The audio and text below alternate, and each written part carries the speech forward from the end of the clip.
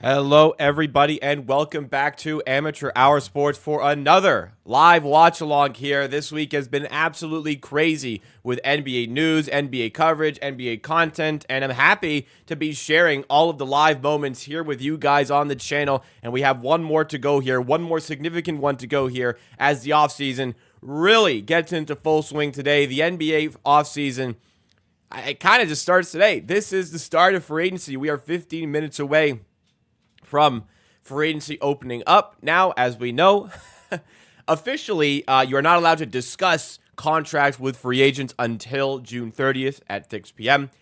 We do know that this official rule is pretty unofficial because obviously a lot of teams have been talking to players in the build up to this date, but nothing will be made official for about a week. However, Shams and Woj will start revealing some big news at 6 p.m. today, 15 minutes from now. So I'm excited to be covering it along with you guys. If you're ready to go, just like my dog is, of course, make sure you do hit that like button, support the content here, and subscribe to the channel. We've brought in a lot of new people into the community the last few days with the draft and hoping to keep expanding that.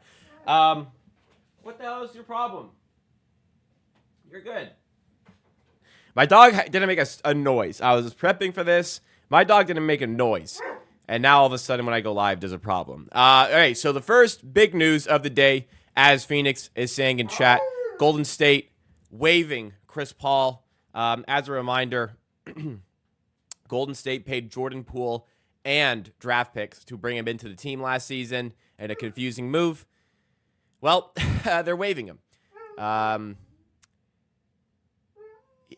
believe his contract is guaranteed for this season, is it not? I thought his $30 million was guaranteed for this season. It appears as though his guarantee date was today, and they decided to waive him. They were trying to trade him, didn't work out. I thought it was a guaranteed contract, but it was a team option. Oh, so that was a no-brainer. I mean, I guess they looked for it. Look, I guess they tried to make a trade, right? And it didn't work out. But all right, Chris Paul's a free agent. Yeah, vet min somewhere. That's a great pickup for a contending team, absolutely. I'm going to put a little disclaimer up top, but a little promo up top. Subscribe to the channel for Raptors coverage all off-season. I'm happy. This is good timing. I'm actually moving out of this current apartment in 2 weeks' time, so hopefully all the dust is settled on free agency and in the off-season at that point, and can kind of focus on the move here. But, man, what a week it's been. I didn't sleep much all week. Today was the first day that I actually really got some sleep. All the work I did to prepare graphics and just prepare myself knowledgeably for the NBA draft. Tuesday, Wednesday, Thursday, did not sleep much. They were all, I think it was like 2 a.m., then 3 a.m., then 2 a.m. Then I'd wake up at like 7 a.m. to put in work before my actual work day starts. So, oh my God, it's been a crazy week with no sleep. Finally got to sleep in this morning. Slept in until 10, which is like unheard of for myself. So all refreshed and ready to go for this stream, and ready to get back and start attacking things tomorrow myself. Hopefully covering some big moves the Raptors make, or at least a significant move today the Raptors make. Hopefully that significant move is in the positive direction. God, we'd have to kick her out of here. You gotta stop. You gotta stop. I'm working. Is Vezenkov gone to Europe? The original report was proven to be apparently false. I don't know what the plan is for Sasha Vezenkov. I don't know if he's planning on going back to Europe, but from the Toronto Raptors perspective themselves, the Toronto Raptors have the expectation that Vezenkov will be at training camp. They have no intention of waiving him, and the expectation is that he will be at training camp. I don't know if Vezenkov had the plan to go, didn't talk to the Raptors beforehand. I'm not sure exactly what the situation is, but the Raptors are operating with the expectation he will be at training camp. If he is to go play in Europe, the Raptors will have to come up with some sort of agreement with him, because they won't be able to just let him go and then avoid paying his $6.6 million contract. Because what Vezenkov can do is, in theory, he could retire for a year, which will cost the Raptors the entire $6.6 million towards the cap. or they could come up with some sort of agreement in place, some sort of buyout agreement where they would have to pay him, let's say, $3 million, and then he goes to Europe. So he does have leverage in this situation because he can just retire for a season. But hopefully there's some sort of agreement. At the very least, either Vesenkov will be playing for the Raptors on a $6.6 million deal, which I think is more than fine for a player who can shoot and maybe play a bit of a role for your team. But if he does go, then the Raptors will save a little bit of money towards the cap. And honestly, guys, the cap situation for the Raptors is extreme right now. There's like probably no way that Gary Trent is going to re-sign with the Raptors today unless Bruce Brown is traded for like nothing, which is also difficult with, the second apron kicking in. So essentially today, what's probably likely to happen is Gary Trent's likely to walk. Hopefully the Raptors can bring in somebody on a I don't know, what's the word for, not a mid-level exception, but like you can build like half. I don't know. All the Raptors can really do is, I don't even think they're going to free up the mid-level exception. Like the cap situation is not great for the Raptors. At least Warriors have full mid-level exception. That's very positive because somebody will probably take a pay cut to play with the Warriors and get on the mid-level exception. For Clay, I'd be surprised if he returns to the Warriors at this point. It doesn't look good for him. Who wants to see more? Who wants to see Wiggins? Donovan Mitchell's a Raptor. You won't see either of them this season. Maybe sometime down the line you might get Wiggins, but that ain't happening this time. What is going on with Mitchell here? Oh, Mitchell, I guess, could get an extension here. Kyle Anderson being linked as a guy who is seeking full mid-level money. Would you want him as Raptor? Yeah, absolutely. For that money, I think that's a great player, but I don't know if the Raptors, it doesn't appear the Raptors have the mid-level open to them. It depends on how they kind of structure things today, the Bruce Brown trade and whatnot, but it doesn't look like they have the mid-level open. The Raptors got to act. They got to do some. There's going to be Raptors involvement today in some capacity, so get yourself prepared for that. Newest drop here is that James Harden is going to re-sign with the Los Angeles Clippers. He signed a 2-year, $70 million contract. Honestly, it's pretty fair. $35 million a year for 2 years. I don't think that's crippling to the Clippers, and I think that's pretty fair. James Harden, he gets shit on a lot, but he's a good player. $35 million, I think, is a good area for him. So good work for the Clippers, who apparently are likely to lose Paul George today, which would be pretty insane, wouldn't it? We'll see. Paul George and the Sixers would be a problem for the Eastern Conference, by the way. But James Harden stays in L.A. You are allowed to re-sign with a team before the start of free agency. You're going to re-sign with your own team, but you can't sign for a new team. You got to stop. I did see Raptors links to Cam Johnson. It'd be a pretty tough trade to maneuver. It would definitely cost a bit of future draft assets. I'm not sure the Raptors are prepared to do that, but there's an undeniably great fit for Cam Johnson in Toronto if they want to be super, super aggressive this season, which I'm not sure. Not sure they should be. Realistic bigs that Toronto can scoop up. Let's check the free agency class. Honestly, not really many. We look at a lot of these are contracts that have been figured out already. As far as the availability of players, JV, that ain't happening. Rashawn Holmes signed a fat contract the other day. Mo Wagner's staying with Orlando. Plumlee actually wouldn't be a bad pickup. I actually think Drummond would be a pretty good pickup as well as your third center, just for some size. Honestly, Tristan Thompson's not the worst thing in the world. Get some rim protection and rebounding there. That's not horrible. Yeah, and then you're really feeding off scraps here. I mean, Thomas Bryant isn't horrible. Drew Eubanks, former Raptor, technically. Yeah. Tristan jeez. Mo Bamba. Yeah, you're Moses Brown, Jesus. Nah, that ain't happening. I actually do like Sandro Mamukelashvili. I wouldn't mind. He's an RFA, actually, so that's not happening. But, yeah, not a lot of great centers here. I think it's pretty clear that, we've solved a lot of areas of concern here. Shooting is always a welcome sight if you can find shooting in a day like today anywhere.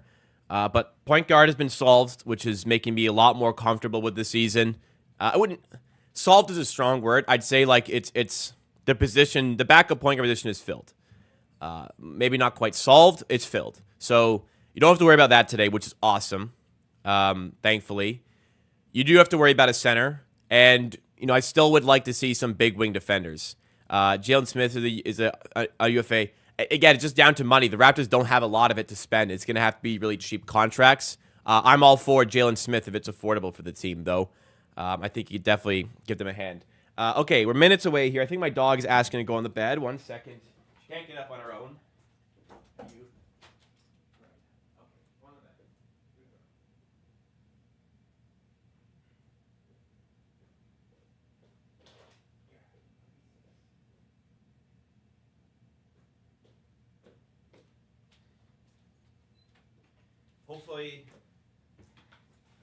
Hopefully she settles down now and just chills on the bed.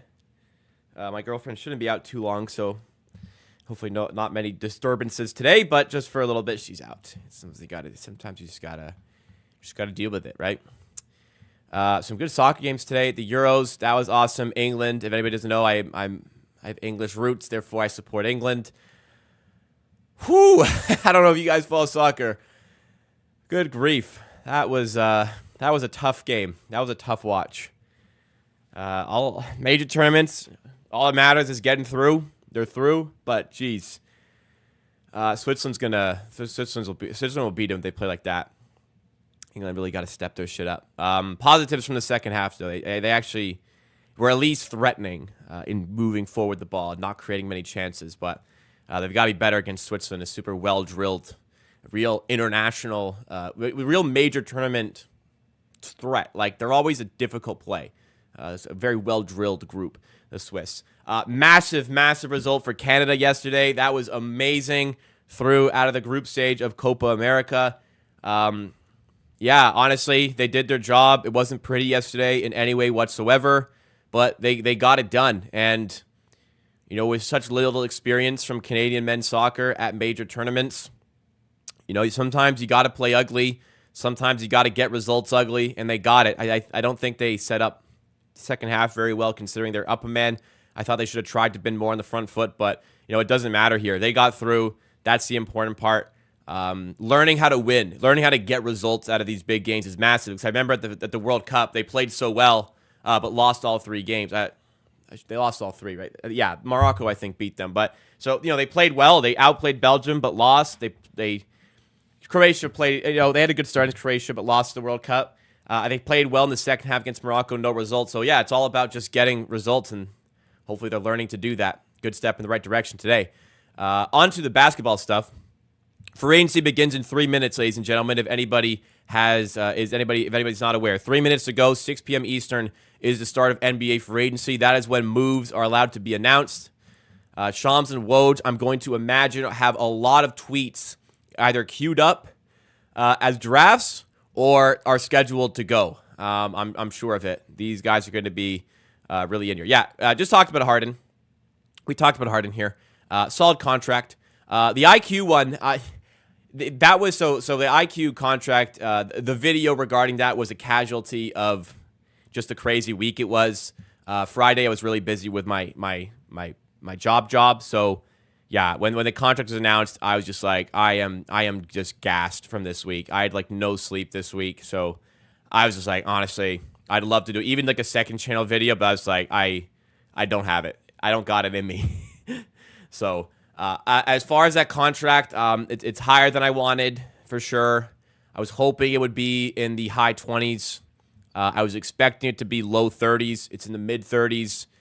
At least the way it's structured, it's only going to be hovering around 20% of the cap, but it's definitely a number higher than I wanted it to be. Full congratulations. IQ's a fantastic player.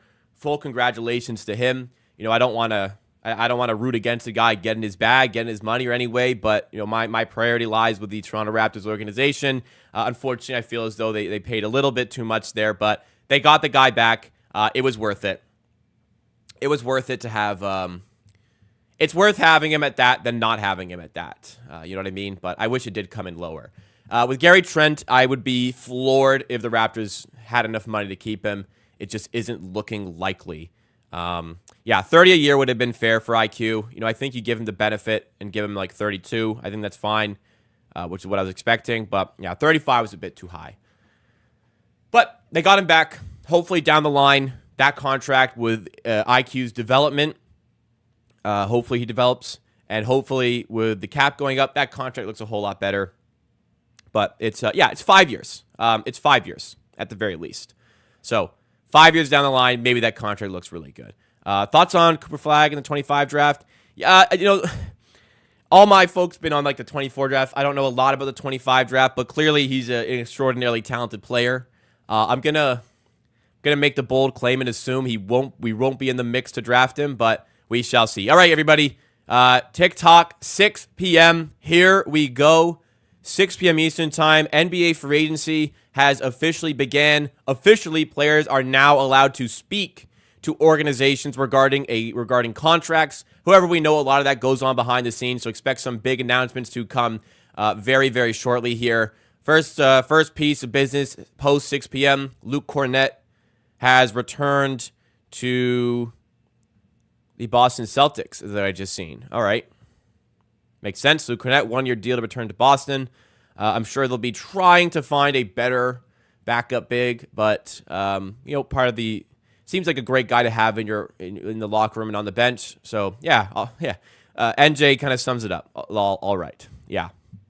That's Luke Kornet signing. That's the first drop of NBA free agency. Actually, that technically might have been. Oh no, it was 6 p.m. Yep. League breaking right as free agency begins. All right. Okay. Another big one drops, guys. Shams reports that Klay Thompson is on the way out of Golden State. It appears as though that was expected based on the way things were shaking out, but Klay Thompson's going to leave. Honestly, it's kind of a shame that, you want to honor one of your franchise's greatest players by keeping them around for their career, but Golden State, they got to recognize themselves, Golden State, that Steph Curry is still very good at basketball, and you want to maximize his career. And just unfortunately, having Klay Thompson on a big contract just isn't going to do that.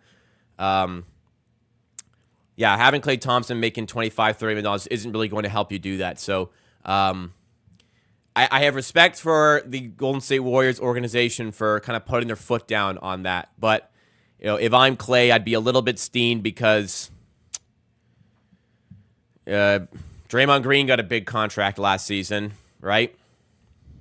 So, why does Draymond Green get the respect for what you've done for our franchise contract and Klay Thompson doesn't? You know what I'm saying? Paul George to Orlando seems like noise to boost his value. I kind of agree with the sentiment that's been going around. I do think he will end up as a Philadelphia 76er, and Klay Thompson, clear runway to end up with the Orlando Magic. However, it seems like the sign and trade is on the cards to help with the cap space for the team that does acquire him, which makes sense when you do have bird rights and things such as that. We want Jalen Smith and James Wiseman. Honestly, speak for yourself. Don't. I mean, it might happen. We need a center. I would prefer not to see James Wiseman in the Toronto Raptors uniform. Flat out, he's a hole on defense. And Toronto, what they need from their center is rim protection. They've got Klay. Sorry, they've got Klay. They've got Kelly Olynyk, who can do a job, floor spacing, great player to have in your rotation. But you need a rim protector. Like if Pirtle's injured, you can't have no rim protectors. So that's what I want to have addressed today. Mavs, Clippers, and Lakers reportedly interested in Klay Thompson, according to Shams Charania of The Athletic. Mavs, Clippers, and Lakers for Klay. I don't mind that for the Lakers. Don't mind it for the Mavs, to be honest. Kevin Love returning to the Miami Heat. Full credit to him for continuing to prolong his career. I got to say, he's still doing it. He's still being effective. Good for him, right? Damn, I'm expecting some more significant moves to go down in the early stages here. Cam Johnson would be a trade. It's all right. We have Ulrich. I guess so. Shamshay is a Raptor. This would be a really fun year to be a 905 ticket holder. You might get to see some Mobo. You might get to see some Jacoby Walter. By the way, Jonathan Mogbo, you don't pronounce the G. I've been alerted it's Mobo, actually. Jamal Shed, Jonathan Mobo, and Ulrich Shamshay picked up in the second round. Just to see, like, Shamshay has, like, so little evidence of who he is online. You know what I mean? Cam Johnson would be a fantastic fit for the Raptors. A low usage shooter who brings size and defense. He's the type of player that would he be a good fit for blank team? Probably for any team in the NBA. The answer would be yes. He's just that type of player that every team needs. He's done a great job of putting himself in that category of defense and floor spacing. I think Cam Johnson's a fine defender. Look, he's not a lockdown defender. He's a good defender, and he's got size and he can shoot and he can score. Like, there's a lot to like. I mean, he's an expensive player for a reason. I think he was paid a bit too much, but he's a good player. He's definitely not a negative defender. I'll tell you that. Definitely not negative. He's a positive defender. He's a Norman Powell level defender. I'd give him a bit more credit than that. I certainly would give him a bit more credit than that. But even if he's a Norman Powell defender, he's a plus there. He's not a negative. It's not a negative to your defense for Cam Johnson to be on the floor at like the bare minimum, the basement of his defensive talent. All right, we got a tweet from Woj here. What's the word, Woj? Klay Thompson plans to discuss with the Mavericks, Lakers, Clippers, and 76ers. So an additional push there from Woj saying the Sixers are also going to be interested in his services. Is what it is. Yeah, Klay Thompson Raptors would be interesting. Don't know about. I mean, the money's just not worth it at this point. That's a contender. A contender's got to pick him up, not necessarily us. Sasha, now that's a negative defender. Yes, ain't no mistaken. Sasha Vezenkov's a negative defender. Positive floor spacer. He can shoot, but yeah, it's a negative defender. I also don't like Klay in Philly. They should be all out for Paul George. All out for Paul George. What a great fit. Paul George playing with the Philadelphia 76ers. It's disgusting, honestly. Don't like the Sixers. Would be sour to see Paul George sign there. I wonder what it does for the podcast, you know? Does he move everybody out to Philly to do it with him? Right? It's a good podcast. It was a shame to see it get changed up, you know? Dwight Howard to the Lakers. Dwight Howard's career's got to be over in the NBA, right? Will Gary Trent be back? I seriously doubt it. I seriously doubt it. The Raptors just don't have the money to do it right now. They don't have a lot of money, and part of the issue is drafting 4 players. You got to pay all 4 of them, even if it's little bits. It adds up. Not saying that drafting 4 players is the reason that you can't afford Gary Trent, but yeah, there's just not a lot of money here for Trent. The Raptors can provide. So, you know, unless Bruce Brown is traded in a deal that saves us some salary, I'd expect Gary Trent to go. Honestly, I don't think it's a big miss. It'll be a shame. It's a shame that it's going to work out if he does leave, that you traded Norman Powell, and then you had Gary Trent for 3.5 years. In all 3.5 of those years, Gary Trent was an inferior player to Norman Powell, right? The idea was Gary Trent was younger and he was cheaper. He wasn't that much cheaper, in fact. Norm didn't sign for much more than he did. And, you know, looking back on the gamble the Raptors made at that time, they were betting on Gary Trent's development, and he just never developed. He just stayed the same player this entire time. The gamble made sense, especially in the early days, but Gary Trent just never really progressed. And for that reason, you know, things kind of petered out. And it's tough to really commit a starting spot to Gary Trent for a team that doesn't have enough self-creation to free him up for enough open opportunities to make him as effective as he can be. So the fit just isn't fantastic.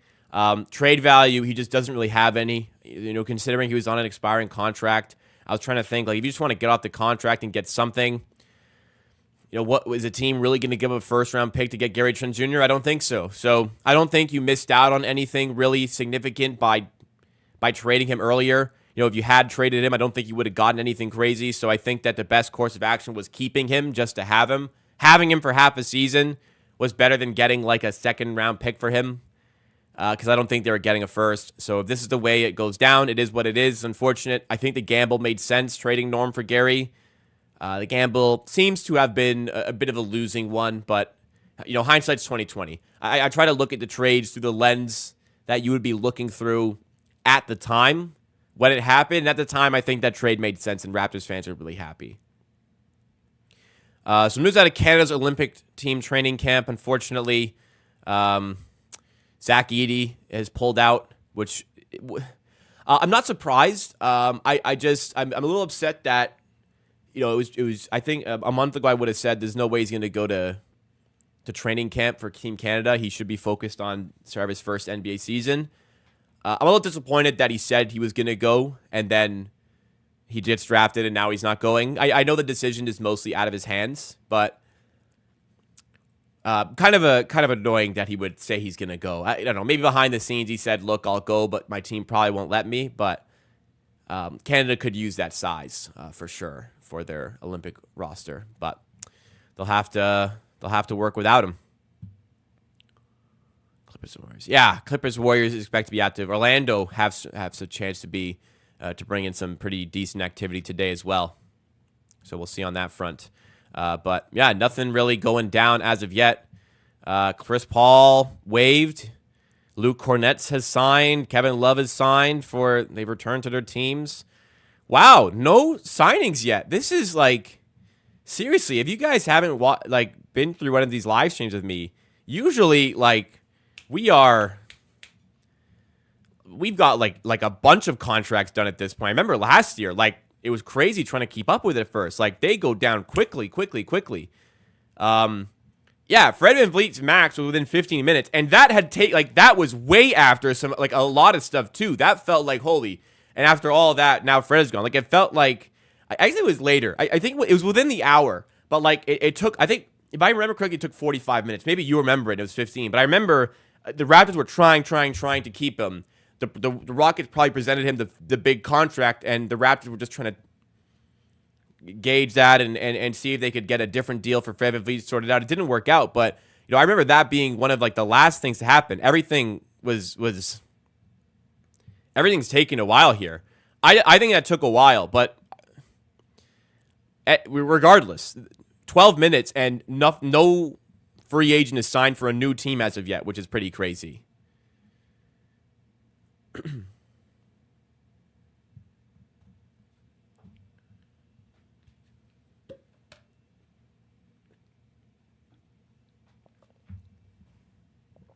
Everyone's waiting on PG. Yeah, you know what? It just takes one to start the domino effect, because if Paul George signs, then now the Clippers got money to spend. Now the Warriors got money to spend. They know they're not getting him. When Clay signs, that could do the same sort of effect. So, yeah, when one happens, the dominoes start to fall. We'll see. Sacramento pursuing Brandon Ingram. Is Brandon Ingram a free agent? Brandon Ingram's not a free agent, is he? I hear this Brandon Ingram stuff. No, he's not a free agent. Why don't they just keep him? Unless you're getting... If you're getting Keegan Murray and some other stuff, I'd do that. Just really focus on floor spacing. Get a guy who can hit a three. Really struggles away from home to hit threes, though. Keegan Murray's amazing at home. He is an awful shooter away from home. It's a really strange phenomenon if you look at his splits last season. One more year for Brandon Ingram on $36 million. I mean, if you're really trying to be good this year, you go for BI on 36, but he's a UFA. It's I wouldn't be thrilled to give up a lot of assets for him. Not really sure what Sacramento can give to make that happen. I'm not surprised Brown is a Raptor at this point. By any minute now, I mean, a trade could be announced that he's getting traded somewhere. But I've been pretty adamant for a few months now that it might take a while here. The Raptors are going to try and get the best deal possible, but just as easily, it could happen. It could happen in 1 minute. It could happen in 1 minute. It could happen in 10 minutes. It could happen in 60 minutes. It could happen in 60 days. It could be a while. But this is slow. This is a slow news day. Seriously, guys. Usually we've got 10 contracts done at this point. And then it's while we're talking about one, something else crazy happens. There's just nothing going down right now. Where can we find a big? So we talked through a bit of them. Let's pull up the list again here. It's not a great crop of bigs available for the Raptors. A few have re-signed with their teams, but JV's open, but that's not going to happen. Rashawn Holmes apparently is about to sign with the Wizards. That wouldn't be a good contract anyways. Personally, I think James Wiseman is just a terrible fit. He just can't play defense, and that's kind of what the Raptors need out of this player. Wagner is expected to return to Orlando. Hartenstein probably going to get a bigger contract elsewhere the Raptors can't afford. So we're looking at like Plumlee, Tice, Drummond. Personally, I'd really like Andre Drummond as a signing just to bring in some rim protection and rebounding. I don't want this guy to have a monster role or anything, but I want a big that's going to get 10, 12, 13 minutes a game, grabs boards, protects the rim. I think a guy like Drummond can do that. I think a guy like Tristan Thompson can do that. I'm not looking for, you might hear me saying this and you might get, pissed off and you might be looking at bigger names, but, the reality is we can't make a big name signing. And there's just like little small things we need to tinker for the center position just to bring in some additional size and rebounding. Because remember when Pirtle got injured, look, I don't want a situation where you have to rely on a guy like fucking Malik Williams again. Like, I just don't want that to happen again. So bringing in a big is important because it's tough to just have Kelly Olynyk as your backup big. You talk about Mobo, but it seems like you got to work a bit with him development-wise, and Raptors need something right away, and they need more size there, straight up. I like Jalen Smith. I just don't know how much that's going to cost. I guess we could look at power forwards here as well to do a job. LeBron James listed power forward. That's curious. If you can free up the mid-level, I like Kyle Anderson. It didn't solve what I said, but, I guess Jalen Smith isn't going to cost the world. It'd certainly be nice. I actually kind of like Chumo Kiki on a cheap deal for somebody. Actually, if Preston Chu is a free agent, there's worse things you can do with a cheap contract than Precious Achiuwa, guys. I'm not gonna lie. You guys know I'm not the biggest fan. He's a frustrating guy to watch. It's not the worst player in the world to bring in on a cheap deal to be in your center rotation. Short minutes per game. Don't think that's gonna happen. I'm just saying, there's worse things you can do with your money than sign Achiuwa on a super cheap deal. Hopefully they're hounding a guy like Jalen Smith. Yeah, I know he's not really 5, but there's not a lot of great options is what I'm saying. At the big spot. Chuma Kiki's another Jim McDaniel, but slightly shorter. Well, I don't really agree, but I don't think he's a difference maker. That's for sure. I don't think either of them are difference makers. I still can't get over how good that Jalen McDaniels trade was. Somebody on Twitter, I forget who it was, tried to like push me off that, how good of a trade that was. Jalen McDaniel was a complete and utter negative asset, and we turned it into such a positive move. Financially, it kind of constrains us with the Sasha Vezenkov stuff, but barely, Poku, I think the Poku dream is over.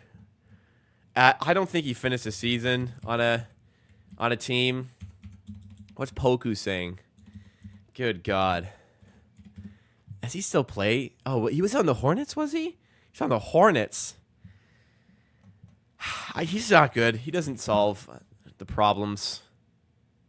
He signed a 2-year deal with the Hornets. Wow. I imagine he's partially guaranteed. I'm going to assume he's partially guaranteed this year. Oh. There's no indication it's not non-guaranteed. Fully guaranteed on the 8th.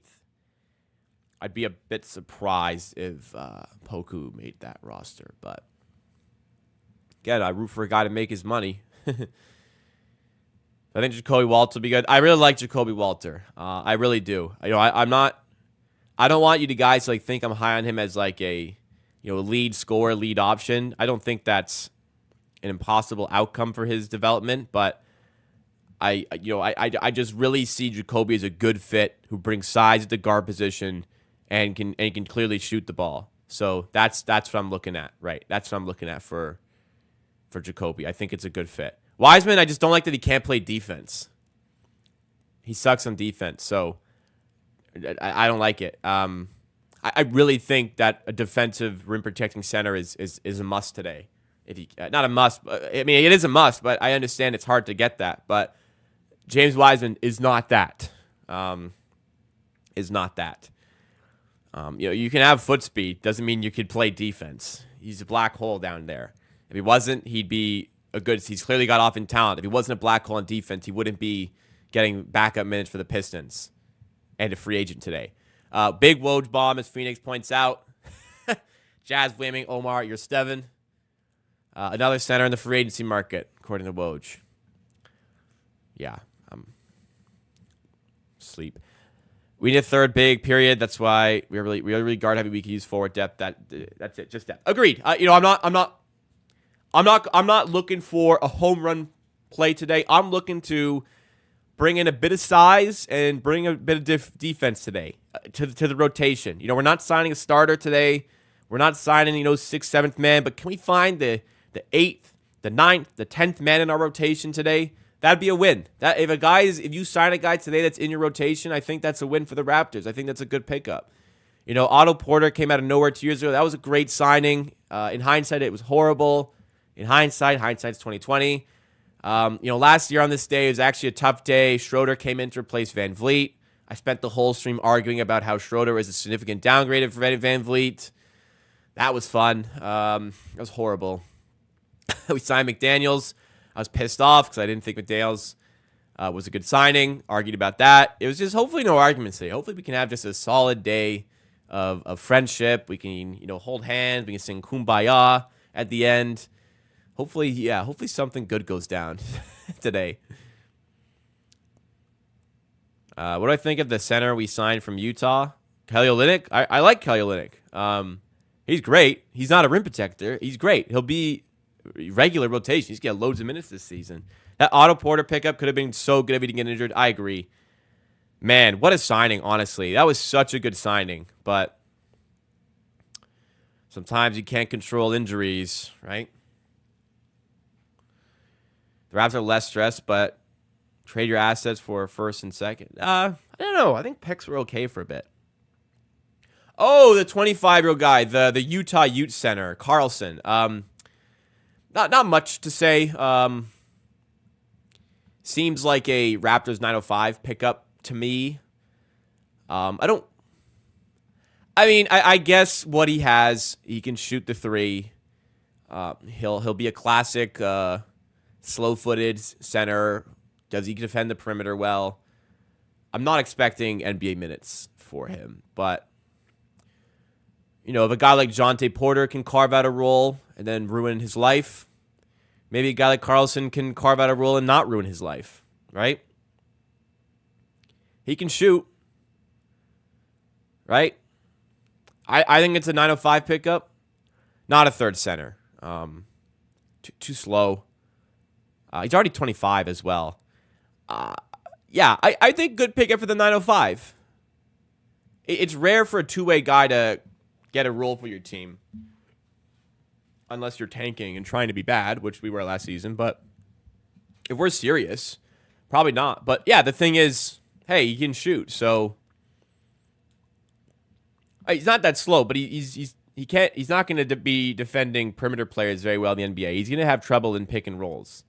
But he can shoot. And he's 7 feet tall. So there's value in that. I'm going to assume this is more focused, on Raptors 905 edition. But in a pinch, dealing with center issues, Kelly Olynyk's injured. Yeah, I'll call him up, see what he can do, see if he can hang. Right? Yeah, 24 minutes. We haven't had anything. Like Cornette back to Boston, Love back to the Heat. Yurtseven waived. That's it. That's all we've got here. Chris Paul waived, but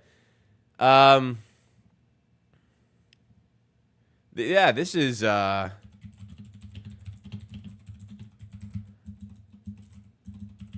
this is a strange one. Dwight Howard, I'm pretty sure his NBA career is over. Listen, I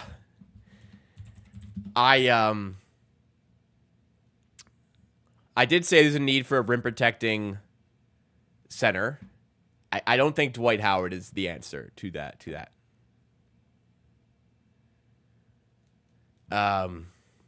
Yeah, this is a weird day. Nothing going down.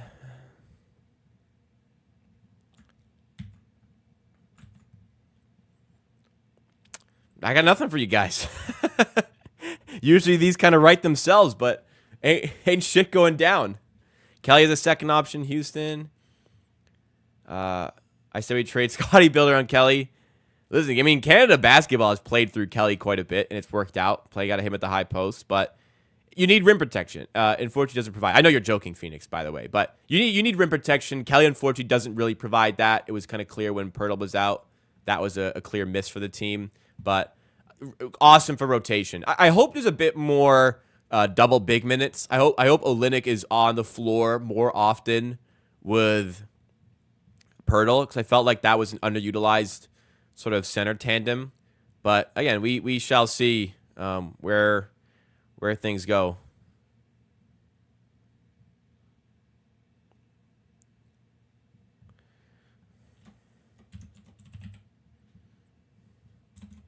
Yeah, boring one so far. I swear, last year it was going crazy right away. Like 6 p.m. on the dot. Tons of moves.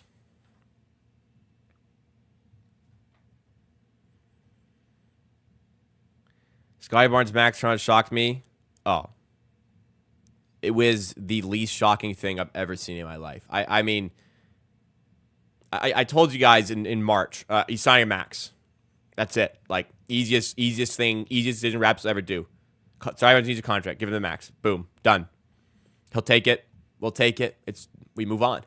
That was just the easiest decision you could possibly make. Listen, he's 22 years old. He's an all-star. He's the lead option.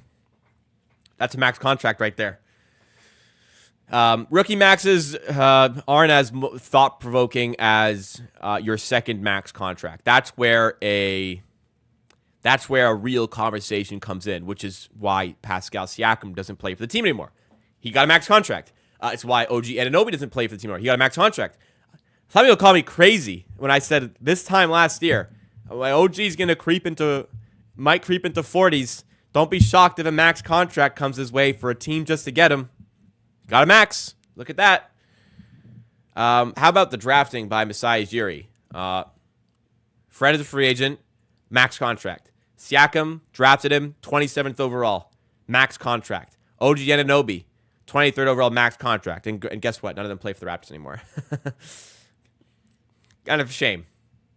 But, hey, that was part of the foundation for a championship roster right there. So, the lesson from that Raptors championship team is draft really well and then get really good with those draft picks on rookie deals. Because, Fred, key piece of the championship, rookie contract. Pascal, key piece of the championship, rookie contract. That allows you to pay for Kyle, Kawhi, Serge, Mark.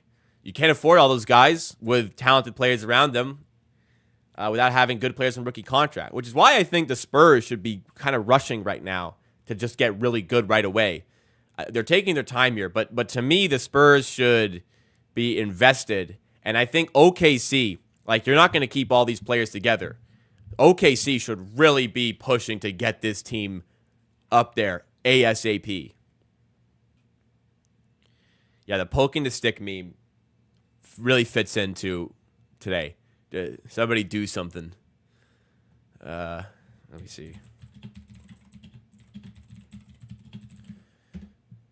Yeah, here. This is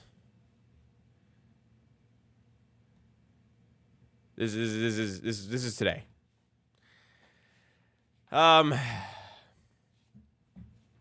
What a weird one. I don't know what else to say. This is not going as expected today. I was braced for impact at 6 p.m. Nothing. All right, Shams tweeted. With Cavs team focus on wing free agents, and Utah focus on your current roster, and Knicks work it to what? Sources say OKC are in Oregon to set up a meeting with Isaiah Hartenstein. Now that would be a phenomenal signing. Woo! If OKC got Isaiah Hartenstein, now we're talking, huh? You know what's really funny? The year we lost Marc Gasol and Serge Ibaka to free agency, Isaiah Hartenstein was one of the free agents available. Cheap, too. And we didn't sign him. I really wanted them to. They didn't sign him. Now he's really good. Tough. He's been good for a while, under the radar. Not anymore. Hartenstein would have been fantastic. You know who he signed?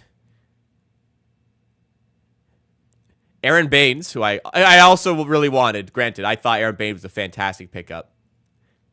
Hindsight 2020 once again. And we assigned Alex Len. Both of them got waived. That's how it went down. They both got waived. Len halfway through the season, Baines at the end of it.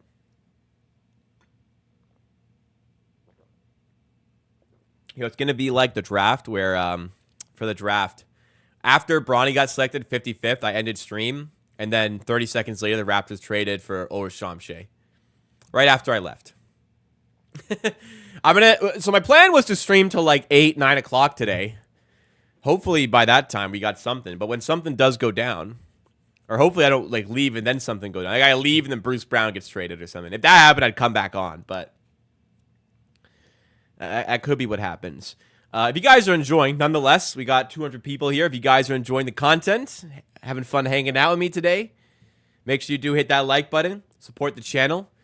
Let's try to get to 100 likes today. We've got a lot of viewers here. If half the people hit the like button, we'd have 100 likes. So smash that like button. And if you don't know the channel, you're new to it, or you've been here before, but you haven't subscribed yet, consider subscribing. Look, I do tons of Raptors content, all the latest news I cover, so I help keep informed and, help share hopefully some opinion for the Raptors. And, the 17,000 people enjoyed it enough to subscribe. Maybe you'd enjoy it as well, so make sure you're subscribed.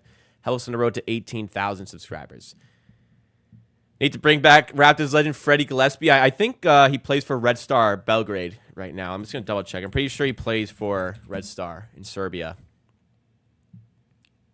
Indeed, he does. It's a big team, honestly. It's a big club, so that's not unserious. Nanavayada, what's going on? Forgot I was streaming today. I think you know what? You forgot I was streaming. I think the NBA forgot free agency started. Because ain't shit happening. Bulls tried to trade Levine for Chris Paul and Andrew Wiggins, and the Warriors said no. Why did they say no?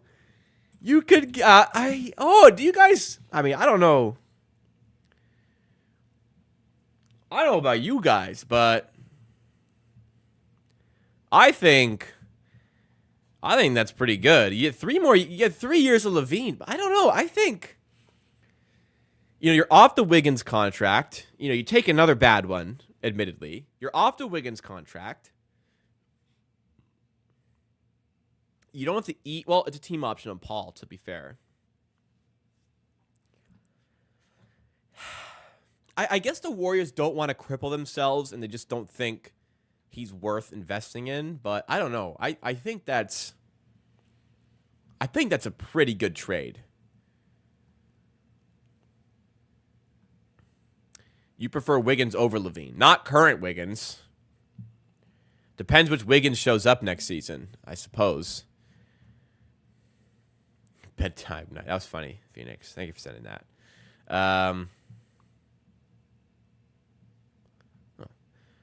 This has to be slow as free agency. Honest, I don't know if the NBA has cracked down on like teams talking to people in advance. I don't know if they've cracked down on tampering or what, but ain't nothing going on right now. Yeah, the Wiggins before all the injuries and the personal stuff that went on. Yeah, phenomenal.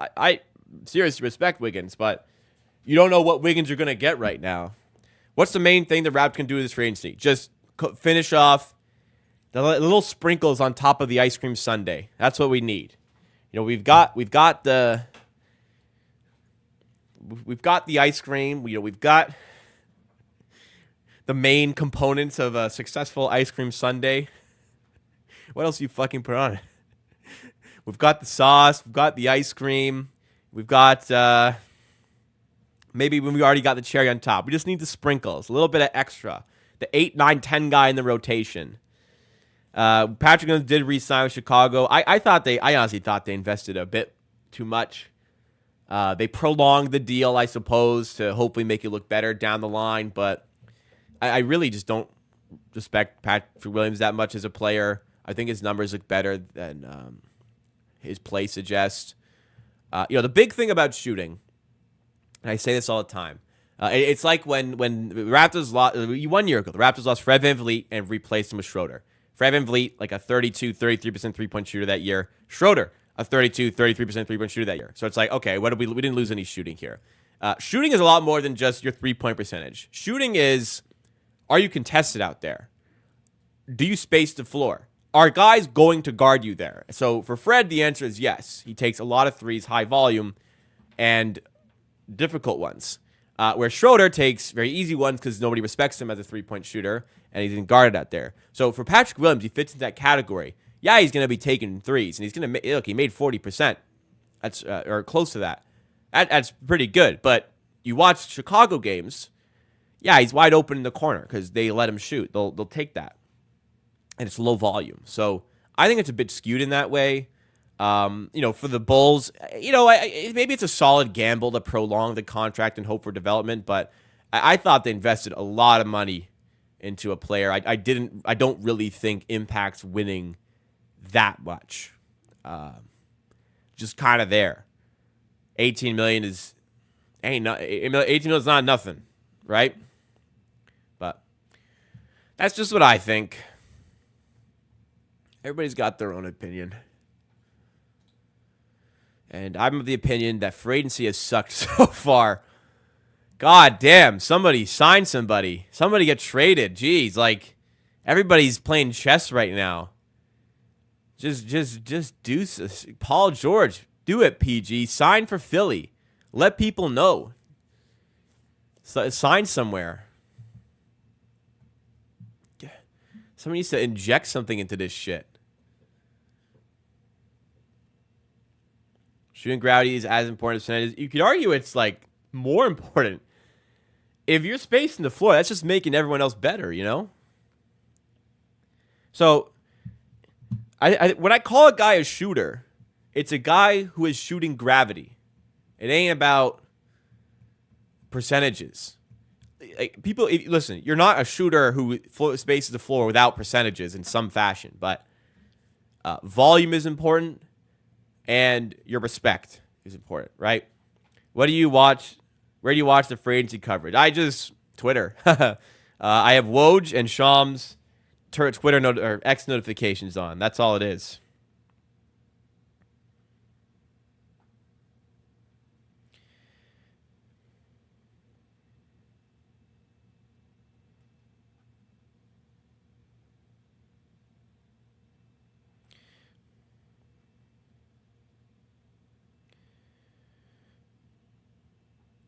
Ty Washington. Yeah, maybe just we'll pass on that one.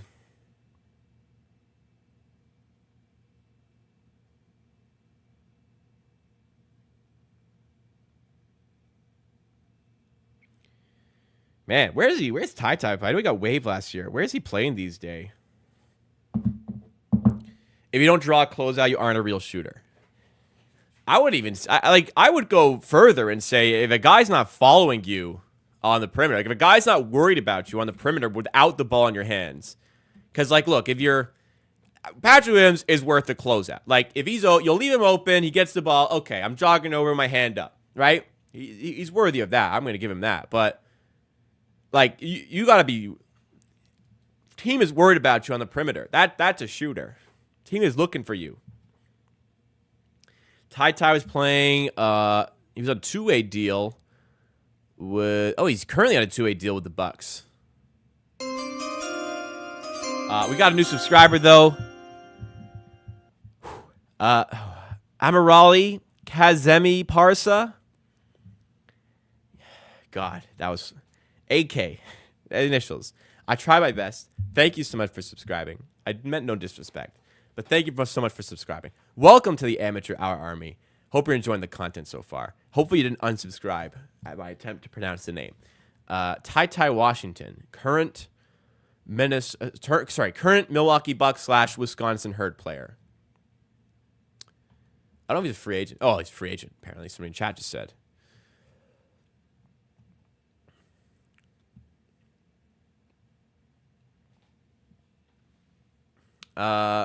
Yeah, still waiting on something. Biggest move so far. Kevin Love signed an two-year, $8 million deal to return to Miami. And I'm not even joking. 3 things have happened. Luke Cornett signed for Boston. 1-year deal. Kevin Love signed for Miami. 2-year deal. Omar Yustevin got waived by the Utah Jazz. Think I'm joking? That's it. Well, I guess we learned Clay is not returning to the Warriors, and we also learned that Chris Paul got waived. That's part of it. Donovan Downswell has subscribed. Thank you so much. Welcome to the Amateur Hour Army. Appreciate that.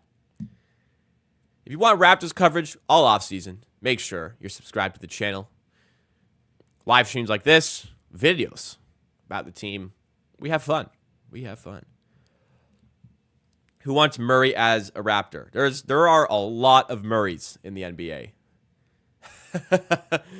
That does not narrow it down. By the way, speaking of DeJounte Murray, what did you guys think about that Pelicans trade? So I very much believe that the idea of DeJounte Murray has far outgrown the player you actually get. So I think DeJounte isn't a fantastic fit for the New Orleans Pelicans. However, I think that the Pelicans were in a position that they needed a point guard for that team. And they felt as though this is the best one that's going to be available. We're not giving up a ton in order to get a good point guard. He's good, DeJounte Murray. But he doesn't have shooting gravity, which something we just talked about. Doesn't have shooting gravity. He's inefficient from 3. Doesn't put pressure on the rim that much. Generally, he's a decently inefficient player on offense. I think his assist numbers look better than the actual player he is on the floor. And his defense definitely is living off of former reputation. But he's a good point guard, okay? He's good. He's not bad at basketball. I think all things considered, the Hawks got a pretty good deal out of that. As soon as the Woj bomb came out that he was getting traded, immediately I was like, hey, Dyson Daniels traded for sure. The Hawks had to get that for that trade. And indeed they did. 2 picks made sense. I definitely won't say the Pelicans fleeced. Absolutely not. I think if there is a winner in that trade, it's honestly, I thought it was pretty fair. If there is a winner in that trade, it's probably Atlanta. I just continue to feel like the idea of DeJounte is greater than DeJounte himself. But Pelicans needed a point guard. There was a good one to go get. They got him. His floor spacing or lack thereof will have to be compensated for, but hopefully there's enough shooting in that team to make up for that with CJ, with Brandon Ingram if he's still there, other like Herb Jones if he can continue to hit the 3 ball really well. But he's good, and they needed a point guard, so his role in offense should be subdued there, which will be beneficial, and defensively. It'll really help to have Herb Jones there because you won't have DeJounte Murray necessarily as the point of attack, defending the opposite point guard all the time. So there'll be a bit more. It'll be a bit easier for DeJounte to play defense because his defense has gotten consistently worse and worse since leaving San Antonio. So We'll just see how it looks. I don't love it for the Pelicans, but I get why they did it. The Hawks did a pretty good job in that trade, considering everybody knew they wanted to trade him, especially. I think the Warriors have the financial capacity to sign Paul George. I'm just not sure if Paul George is interested. Paul George, the Warriors were not listed as a potential destination there. So at this time last year, 6:45, I believe it was July 1st last year, though. Or was it? Maybe it was July 2nd, because it wasn't Canada Day. I think it was July 2nd last year. At this time, I'm pretty sure this was around the time Fred VanVleet got announced to Houston. Maybe it was earlier, and this was about the time the Raptors signed Schroeder. But last year at this time, like, the dust was settling. Like, we were pretty much all done. Free agency. It was pretty much over. All the big moves had happened. I'm astonished. Nothing has happened.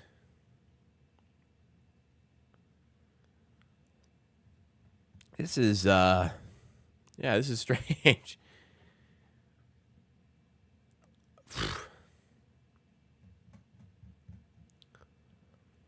We gonna do something or what? Yeah, you Steven. It's a lot. You're Steven. Is the last thing to happen.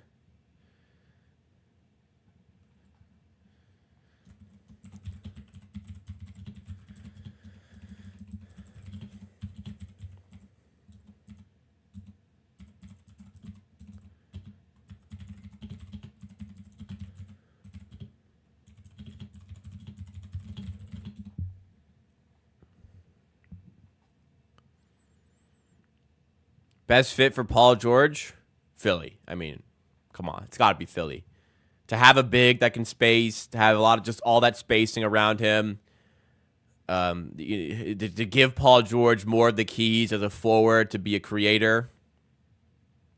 It's, oh my God, it's crazy.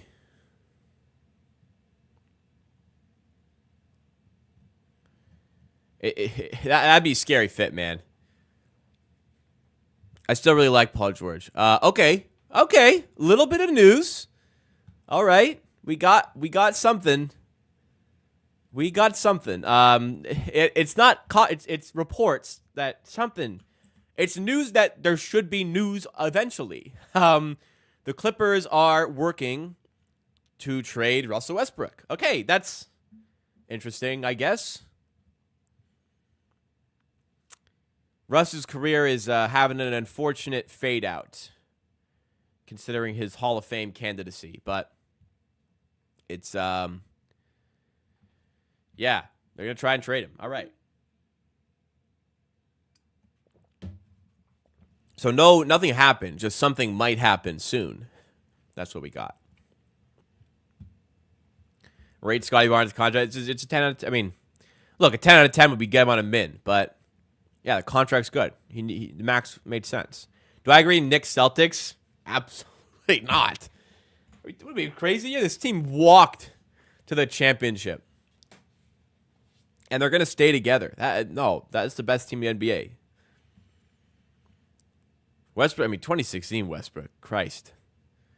Like, Westbrook is the reason triple-doubles are no longer, like, that cool. Because it's just like, all right, yeah, man. We know you can average a triple-double for an entire season, dude. We know you can do that.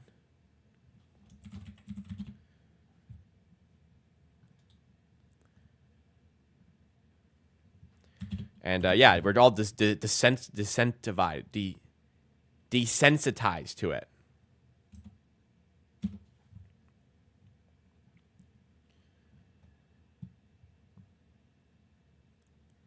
I don't think it's closer than I think. No.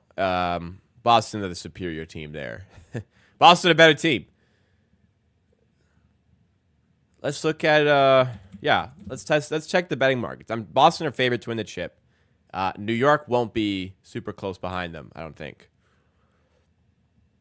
But they have answered the question, can they have a guy be the best player in the series? The answer is yes. Shout out Jalen Brunson. My God. Has he been so good? All right, to be fair, Boston are plus 300 to win the chip. And to be fair, New York is plus 850. They're third behind the Denver Nuggets. So it's not close, but they're in second. It's impressive. The Knicks have done a great job building this team. They built up assets, waited for the guy they wanted, and they got him.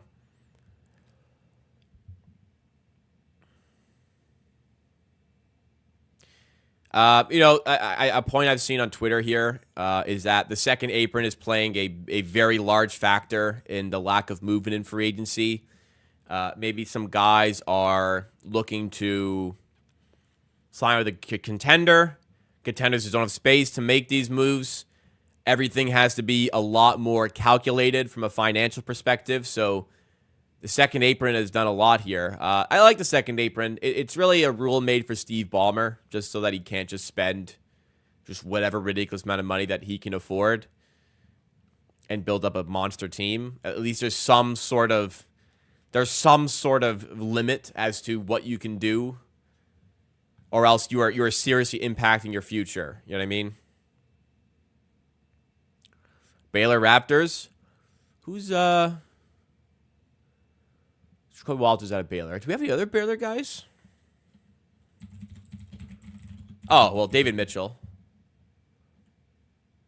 Do we? Let me check. Those are only two top of my head.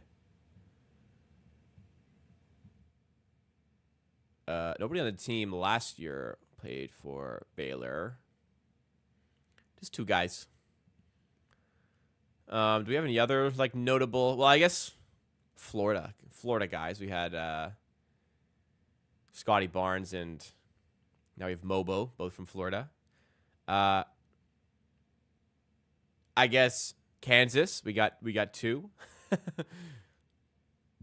Do we have to build up our own version of the Nova Knicks? Don't really know where it comes from. Hey, Utah, we signed that Carlson guy. And we have Pirtle. We got two Utah guys now.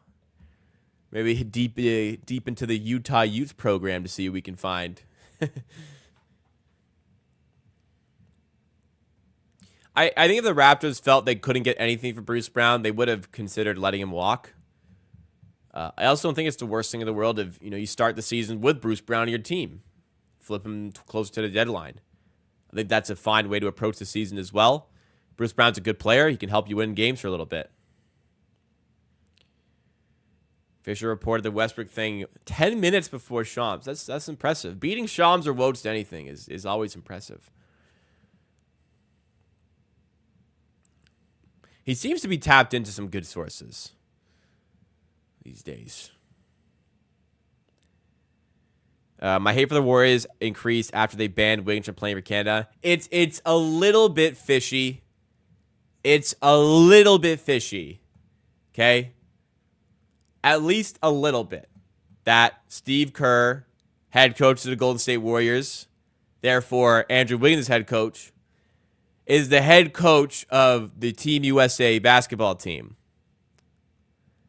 It's a little bit fishy that the Team USA head coach is not allowing a potentially significant player of Team Canada to play at the Olympics. That's what I'll say. Because they can certainly work out a trade before he plays in the Olympics, right? It's just a little bit fishy. That's all. Could there be some bad intentions on Steve Kerr's perspective? Who knows? They're looking out for their organization. If he gets injured, they can't trade him, but I don't like the smell of it. Well, you'd think Team USA would win either way at the FIBA World Cup, and they didn't. So who knows? They came fourth at the FIBA World Cup.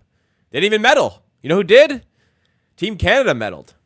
By the way, anybody catch the Team Canada drop on Casey Bannerman's website? I'm not sure if anybody is unaware, but I anytime I wear one of his jerseys, I get people saying, "Where'd you get that?" So, all the jerseys are out. The jacket's still out. I bought the jacket.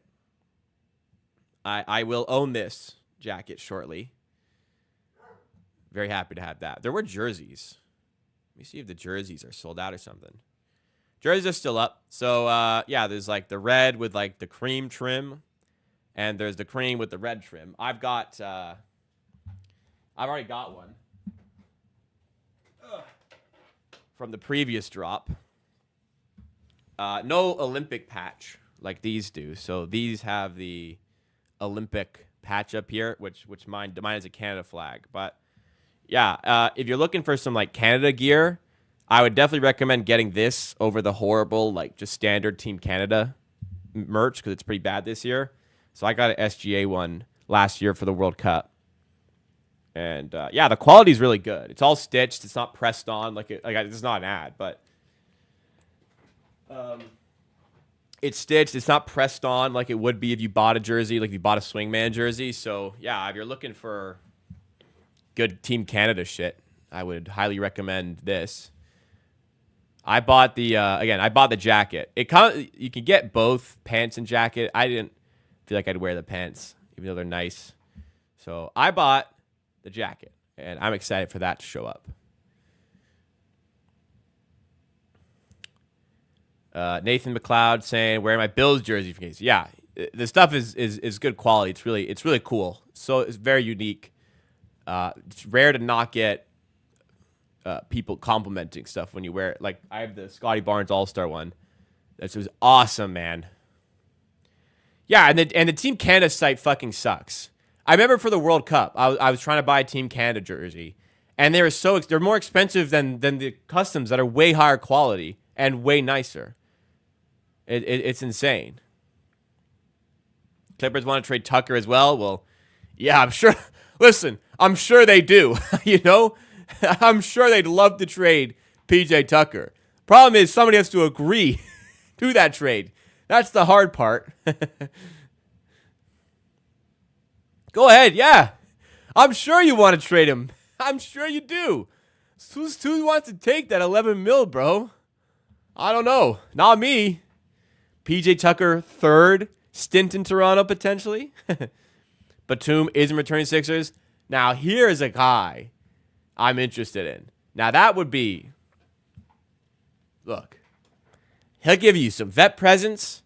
He can still shoot the ball. He can still give you a little bit of perimeter defense. Batum on a cheap deal would be nice. Unlikely because I think a good team would want him, but I wouldn't mind the Raptors making a phone call to the Batum camp. Chris Paul and Russ becoming journeymen. It's just, I guess, a natural progression for some guys.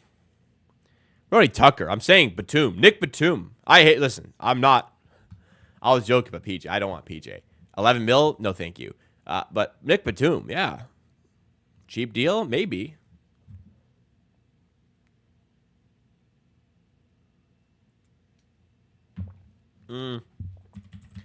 I guess Bruce Brown isn't the worst trade. If you look, maybe you can eat the... That's a good point from Mr. Bro. Could you get the Clippers to take Bruce Brown, eat the PJ contract? You have to take back the same amount of cap. Let's see if this can work. So you take PJ Tucker, and you'd have to take... They wouldn't trade Terrence Mann. Mason Plumlee's a UFA. Russ, fuck. That would probably work, wouldn't it?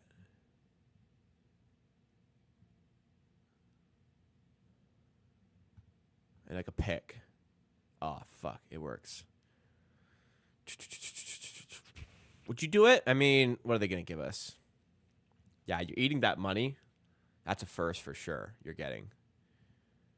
They don't have any. They can't trade any picks because of the godforsaken Paul George trade.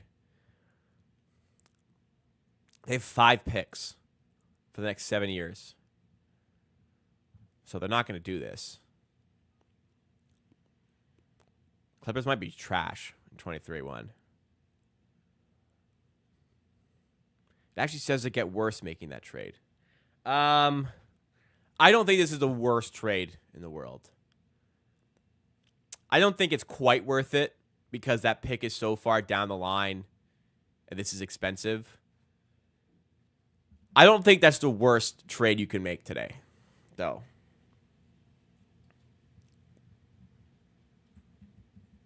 Maybe you guys hate that. I don't know. But I don't think that's the worst thing in the world you can do. Where is that Canada jersey from? I'll put the website up. Because people do ask about that jersey when I wear that one as well. So here, I'll put the website. Not sponsored, just trying to help people out who want cool Canada shit. I don't know if it's still in the window. Let me just double check for it to, because there was a cutoff for shipping, or delivery before the Olympics. I'm not sure if that's still available.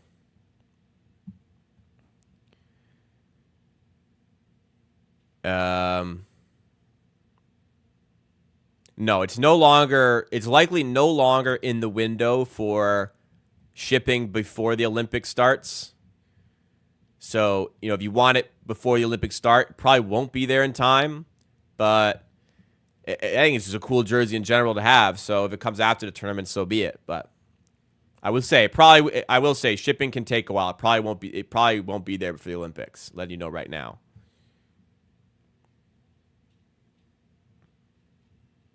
Markelle Fultz, that'd be an interesting one off the bench. I'd rather invest elsewhere because I do feel pretty good about our point guards now for the first time. Well, I've gone into plenty of seasons feeling pretty good about point guards. And then the season starts to go, wow, our guards stink.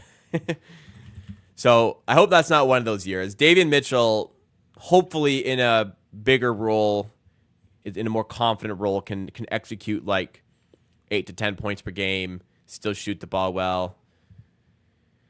I feel a lot better about Davion Mitchell than I do about Flynn. Because at least Davion Mitchell's a good defender, right? Like, at the very least, he's going to defend the point of attack well. Hopefully the shooting stuff that from last year is a sign of things to come. Shot above 36% last season. Not a shooter. Doesn't have shooting gravity. But, hey, he'll be open. Can he hit 36? Again? That'd be great. Malachi was funny because I said I kept on saying this is his last season in the NBA.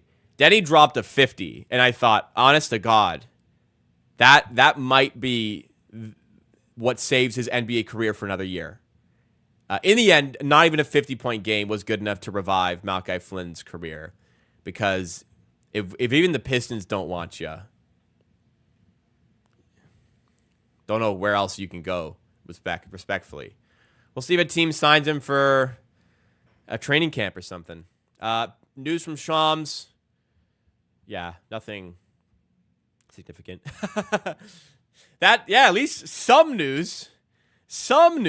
Right? Something happened. We are an hour in, and nothing has happened.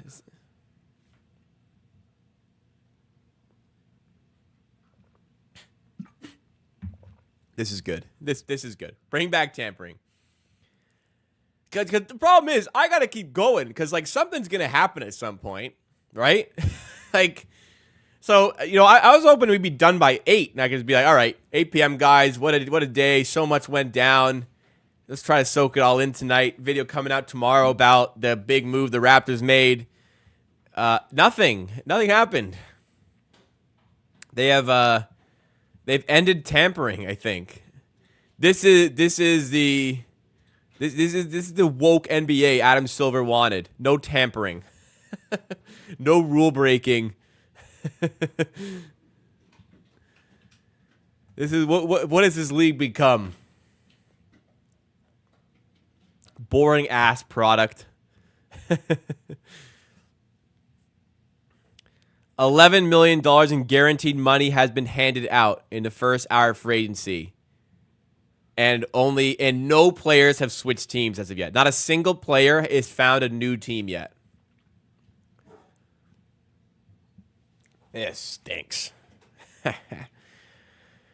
Oh. Anyways, what's your Canada Day plans, everybody? Oh, okay. We got something. Hang on. We got something. We got it. A player on a new team. The first move of NBA free agency. The first real move of NBA free agency. One of my targets. Andre Drummond has signed a 2-year, $10 million deal with the Philadelphia 76ers. That is a great move for the Sixers, honestly. Great backup backup big to Embiid. Essentially, if Embiid is off the floor, Andre Drummond's on it. Wow, great pickup. So Embiid plays the first 6 minutes. Embiid plays the first 12 minutes of each half, sits for 6 minutes, then plays the final 6 minutes of each half. So Andre Drummond will get the first 6 minutes of the second quarter, the first 6 minutes of the fourth quarter is what I'm seeing here. 2-year, $10 million.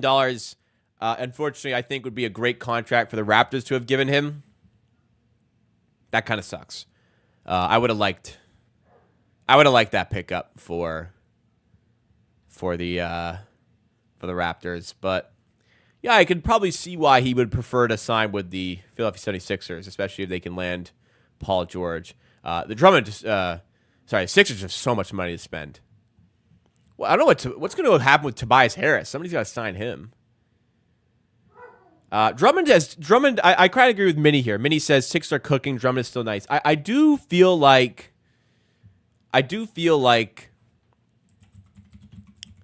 Drummond has turned into a little bit underrated, but so yeah, good pickup. Yeah, he has played there before.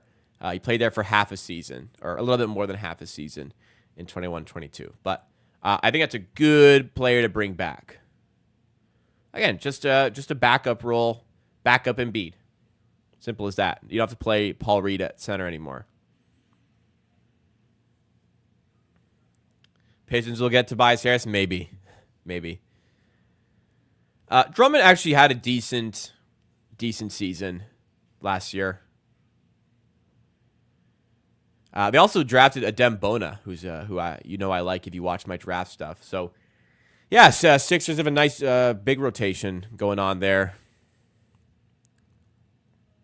But there's one center that would fit with the Raptors who's off the board, so it becomes a bit more scarce after that. Unfortunately, I don't think this is the signing that gets the wheels turning, greases the hinges, if you will. This won't change anybody's approach to free agency, sadly. JV ain't coming. I really don't think JV's coming back, man. Having JV and Pirtle would certainly be some combination. You know, it'd be awesome if you just JV and Pirtle just play half the game each. You get JV on a cheap deal, which you probably won't. JV on the mid-level exception if the Raptors can free that up. And you just get 24 minutes of Pirtle, 24 minutes of JV every night. That'd be lovely. JV qualifies as a fake shooter as well. Listen. It's a positive if your center can shoot 2 threes a game and make a little bit less than 1 a game on average, right? Doesn't space the floor. Nobody's guarding him. They'll let him take it. Usually he won't shoot it, but it's better than not being able to shoot, right? But I don't think you're getting JV if you're the Raptors. Nor do I like the fit because he can't defend. Period. Again, President Chua is not the worst thing the Raptors could do today. Honestly, it'd be frustrating as hell to watch him. I agree, but it's not the worst thing the Raptors could do today.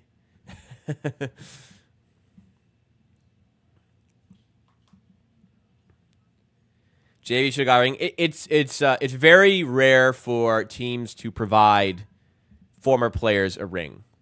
Very rare. It's becoming these days a little bit more fashionable, let's call it.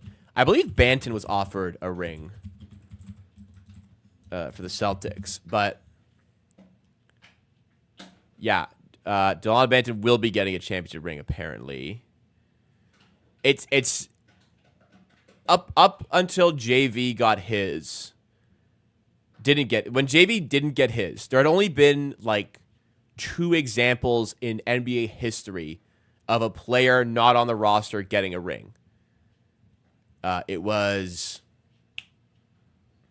Elgin Baylor in like the 70s, and Anderson Varejao with the Cavs in, I think it's in 2016. I believe they gave Varejao a ring. It's just not common practice. It's becoming more common these days, it looks like. But it's a shame Kyle texted JV asking for his ring size, and then they still didn't give him a ring. But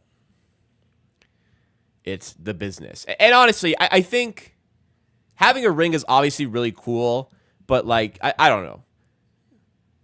If it was me, I don't think I'd wear it. You know, I'm not parading around like I won a championship when I wasn't on the roster. You know what I mean? The ring would be cool to have, but I don't think the players really care that much if they're not on the roster. Like, if I win a championship, I'm getting a fucking ring. But like, if I'm not, I didn't win a championship. The team I used to play for won a championship. I don't think it's that serious, but. We have Precious at home. His name is Mobo. I don't know if he's NBA ready.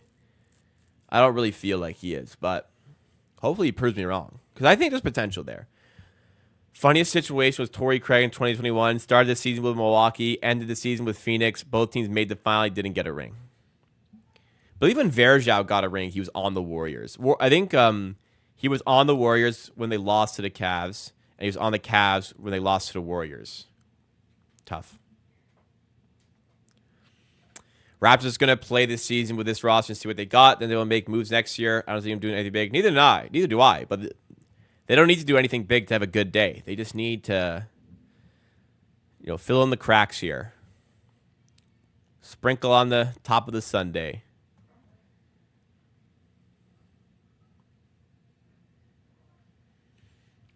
All right. 70 minutes in. And nothing happening. Woj hasn't tweeted since the Omar Yurtseven post, which was 53 minutes ago.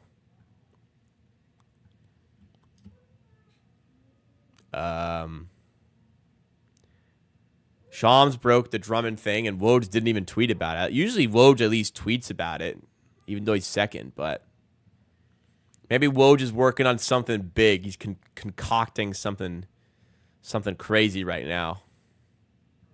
Elon shut down Woj. Maybe. Do I think LeBron gets one more chip before he retires? Unfortunately, no. Unless he ring chases. I don't think the Lakers are good enough to do it. I'm not really sure where he would go next. It would be in just not that many years left. I'd say it's more likely than not he's won his championships and that's it. But I hope he gets one more. I think that'd be cool. Just not at the expense of the Raptors again, though. Jonathan Mobley reminds me of both Draymond and Precious combined. Sees a lot of developing. Yeah, I like the skills out the gate, but he is almost 23 and he cannot shoot the basketball. So the progression is definitely some form of a jumper, whether that's in mid-range or from three. You just need something extra from that perspective to be a bit more effective. But I will be curious if he can carve out some minutes from day one. Or even mid-season minutes, right? Just develop with the 905 a bit, then take the step up.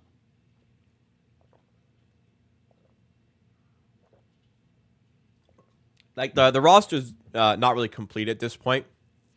Assuming Gary walks, you've got Quickly and Mitchell, which is fine. You've got Grady and Jacoby at the 2, which is also fine.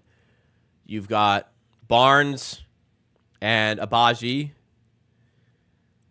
at the 3, I guess we'll say. Take the positions with a grain of salt. Or Barrett and Abaji at the 3.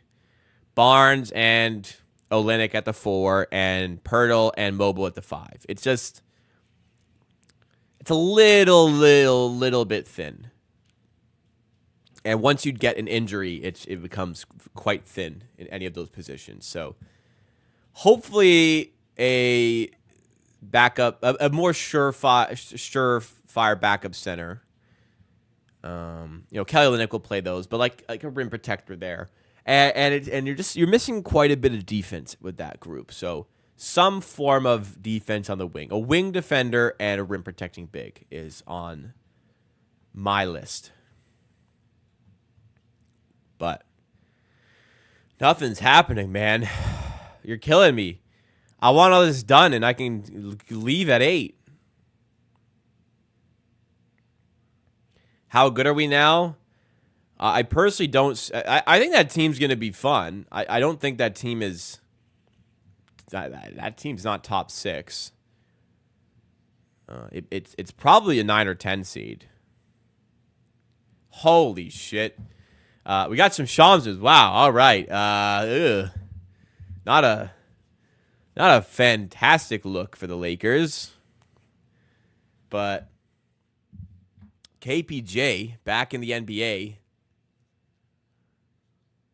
I mean, ignoring the factors off court, probably a pretty good signing, but they're hard to ignore. But KPJ, 2-year deal with the it's the Clippers. I read Los Angeles. It's the Los Angeles Clippers that have signed KPJ. All right.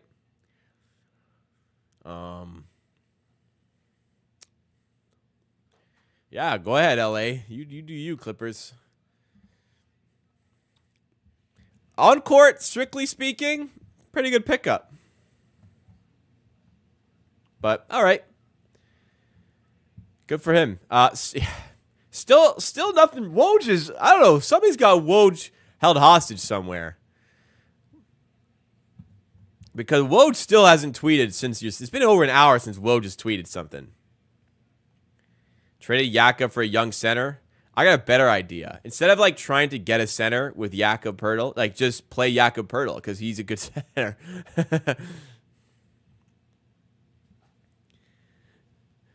That's how I approach this.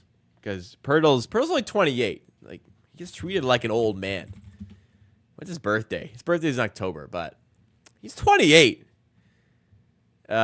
He's not. He's 4 years older than Emmanuel Quickly. So it's not like we're on completely different planets here with Jakob Poeltl and the rest of the group here. And Jakob Poeltl's a great player. I agree. Poeltl was great last year. It's not like he wasn't good. He was fantastic. He's 28. Yeah, I mean, I feel like people treat him like he's 31. He's like fading away. Like he's in his prime. He's in his prime, right? You want to be good, and you've got to stay in your prime. Poeltl has been like, I've been doing a lot of Bleacher Report streams, and the discourse is always trade Brown, trade Poeltl. Which I don't know. He's 28. Yeah. I think when I tell people he's 28, they go, huh? He's been around a while, man. And it's very clear it's hard to find centers. It took us a long time to figure it out and get him, but yeah. The KPJ discourse isn't great.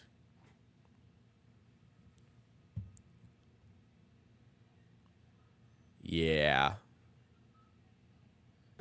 Yeah, the discourse around KPJ isn't great. Happy that wasn't a Toronto shitstorm. That's for sure. But Clippers, baby.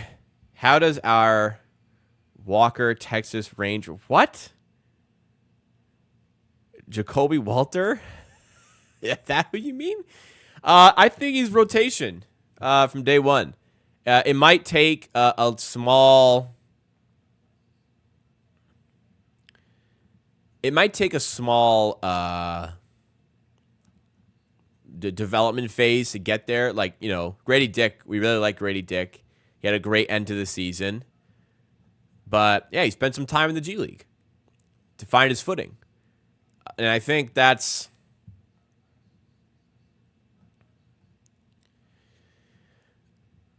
I think that's okay. I think it's okay to take a little bit of time to get your footing in the league and come in stronger. And I think that that could be the reality for Walker, but it could be Walter, excuse me, but it could be he steps in from day one and fills a good role off the bench.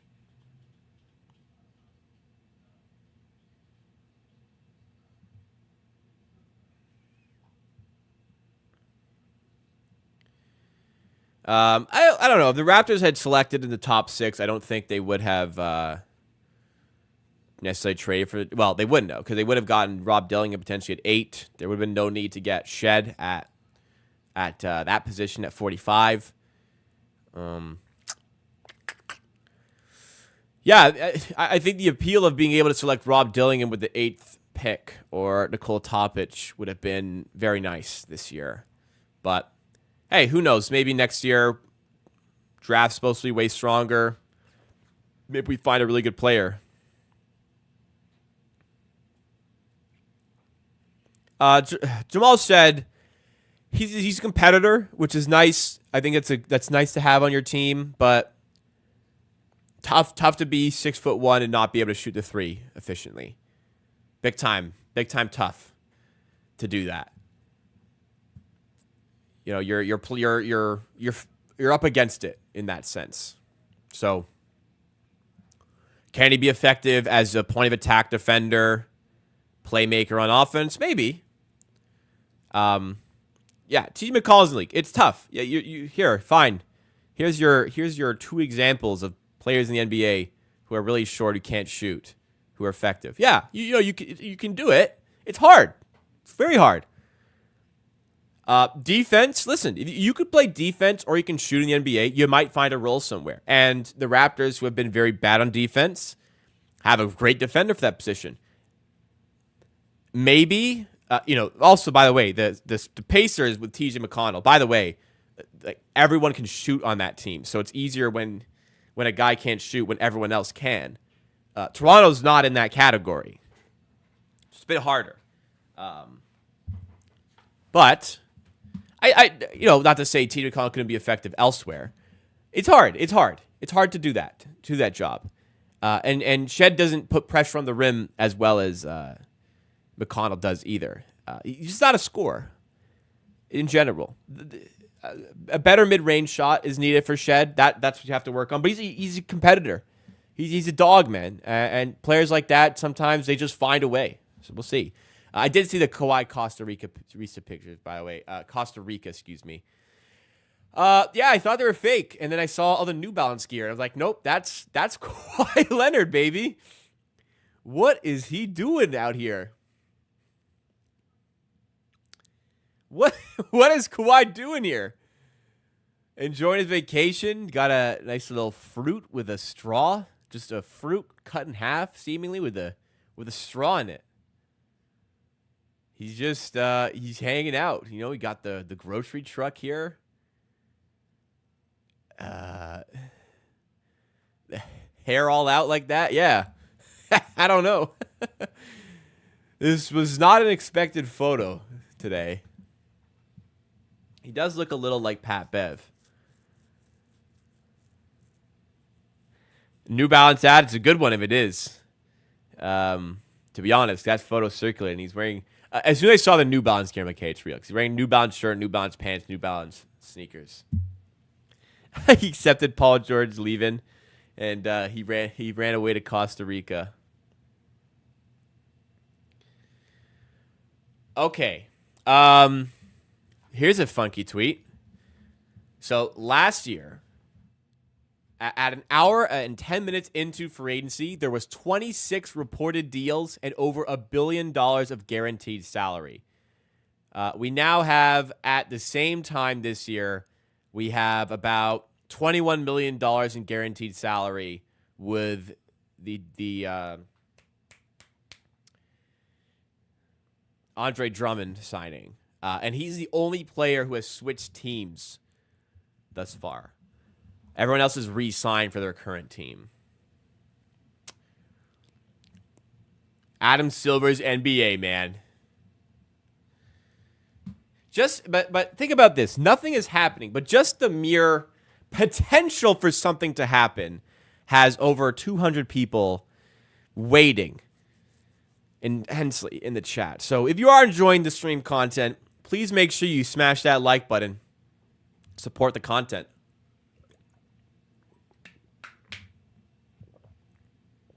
And consider subscribing as well. Subscribe. Join the amateur army for some great Toronto Raptors content. I think it's great. 17,000 people think it's great. Maybe we can make it 18,000. 2019 free agency was crazy. I remember waking up on July 7th, or I think it was July 8th, actually. I woke up to the Kawhi deal. Or was it the 7th? I don't know.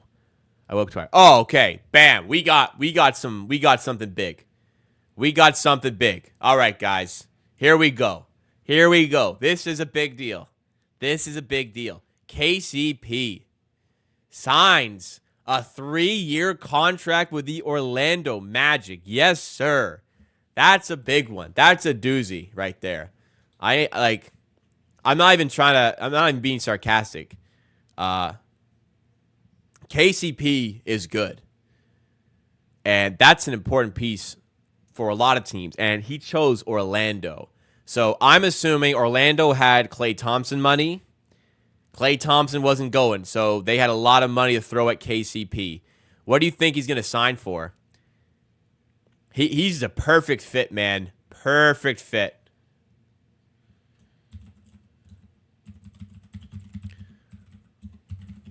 What a signing, man. Awesome complimentary piece to Wagner and Banchero. I'm going to guess 3 years, 70. 3 years, 70. 23 a year. They're going to overpay a little bit, but they're going to be like, we're going to get a guy who's perfect for this.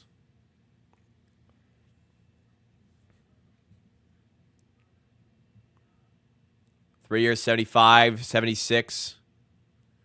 I don't know. Underdog NBA dropped the news. And it came from Jeff Zilgit. This guy. Who's he? NBA reporter for USA Today. All right. I would imagine he's lying. I don't imagine he's lying. So, KCP apparently to the Magic. What do you think about the Bucks drafting AJ Johnson? I have no idea, respectfully. Don't know who AJ Johnson is. Maybe I will in a year's time. But I don't know. Oh, wow. Great. Fantastic contract, guys. Look at this. KCP, 3 years, 66, $22 million a year. So I was pretty close. I said 23 a year. That's a great that's a great contract. I think they overpay a little relative to what he should be worth. Slightly. Like I think he's worth 18, 19. But just to get him, just to get him and make him choose you over somebody else, that's a fine contract for Orlando to give out. And I think absolutely that's a better player for them than Klay Thompson. That's awesome. That's awesome.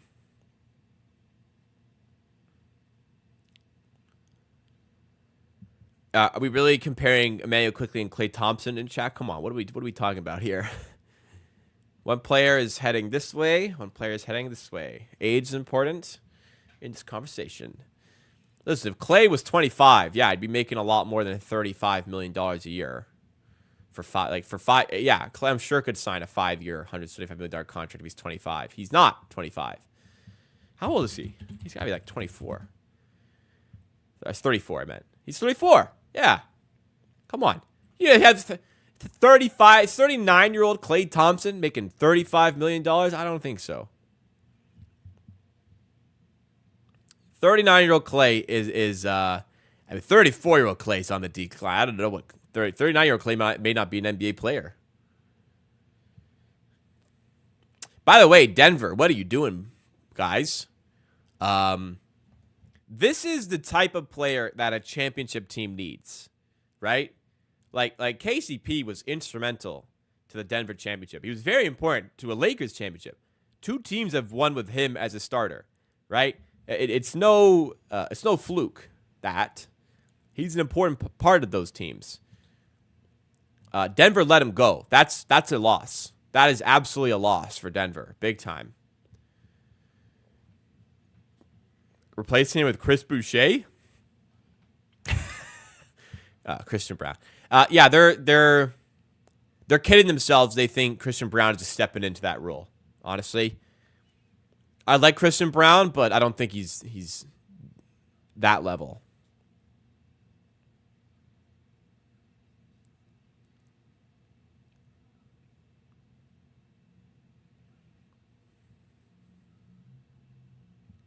Yeah, Orlando's defense got better. That's a floor spacer. Like it's pretty much. That's pretty much like a monster upgrade on Gary Harris, man. Awesome signing for the Magic. That is business. $22 million a season there. Third-year player option, though. Third-year player option. Yeah, I could see how he got control there. Yeah, great contract. KCP's got to be like, what, 28? How old is he? He's 31. Okay. Well, it's only 3 years. Wow, he's older than I thought he was. How long has he been in the league? 2013-14. Man, I didn't know that. I'm gonna be honest. I did not know that. These Detroit years are not forgettable, but just like, man, really, he's been playing that long. Good for him, man. He shouldn't regress too much in that time. I think that's good for Orlando. I think that's good for KCP himself. All right, we got motion here. We got motion. I don't think Orlando's winning a chip in those 2 years or 3 years, but hey, they were a 5 seed. They're a 5 seed this year, and they're getting better. Ben Carroll's getting better. Wagner should get better. That would have been a 400 out of 10 signing for the Raptors. Yeah, but we don't got the facilities for that, big man. We don't got that money.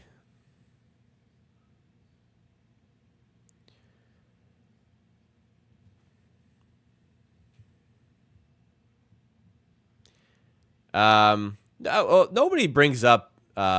Fortunately, the channel wasn't as big, but yeah, I was not a fan of Franz Wagner pre-draft, and yeah, he's turned into for a while. It seemed like he may have been the best player out of that draft class, but that's not the case anymore. Wagner, yeah, I just didn't think he did much. He did a lot good, nothing great, but yeah, he's great at a lot of things. It is what it is. You know, you get shit wrong.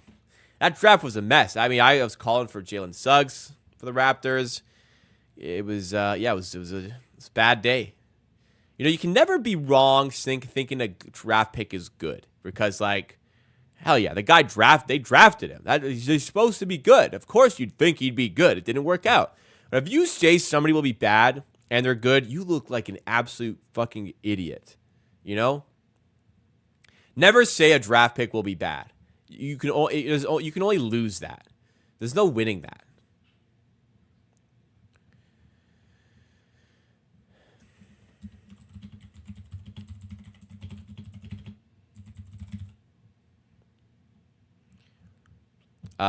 So how much the Raptors have to spend? It doesn't even look like they have the mid-level exception open to them. It'll depend on the Bruce Brown's traded, what comes back in that. But at the moment, the Raptors can only sign, like, for scraps here.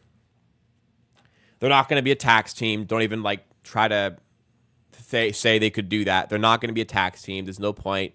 Unless you're a contender, you shouldn't be a tax team. So, it's, yeah, we're going to feed off some scraps here. That's for sure. But usually by 6:45, we're at the scraps part of the day. It's 7:30, and we still haven't even gotten into the meat of things. 23 Nuggets falling probably 2019 Raptors. Look, it's what happens. You know, in smaller markets, respectfully, is what it is. From a player personal standpoint, Denver, Toronto are smaller markets relative to the league. And yeah, you have to invest a lot of money to win a championship. And you know, when you win a championship, it means a lot of players are playing well. They get raises, and sometimes you can't afford that raise. It's just a natural progression unless you're, you know, a Lakers team that can just sign whoever, whenever, on whatever contract. Suggs, KCP, Wagner, Banchero, and Wendell Carter. That is a defensive force, man. That is quite a defensive team. I kind of like. Well, they could do with more of a ball handler, because I do like Suggs at the 2 guard because he's been such a good shooter, and he is such a good defender. But I mean, the point of attack there is KCP and Suggs. This is a good defensive team. They're gonna be another good defensive year for the Magic. Awesome pickup. I think for like a lot of more casual NBA fans, like the skills that a player has, can sometimes be overrated. And sometimes there can be a bit of a lack of understanding on like these specific skills that actually matter towards a championship caliber team. Like KCP, I think like a casual fan could see, holy shit, KCP just got $22 million a year. That's crazy. Like KCP, from a winning perspective, is like, are you telling me that's only $4 million more than Patrick Williams? KCP's impact on winning is exponentially greater than Patrick Williams, and yet KCP only makes $4 million more per year. From a pure like skill standpoint, are they that different? Probably not. But from a skill standpoint of what's actually going to help you win basketball games, KCP is miles better than Patrick Williams, man. What do you think our starting 5 will look like right now?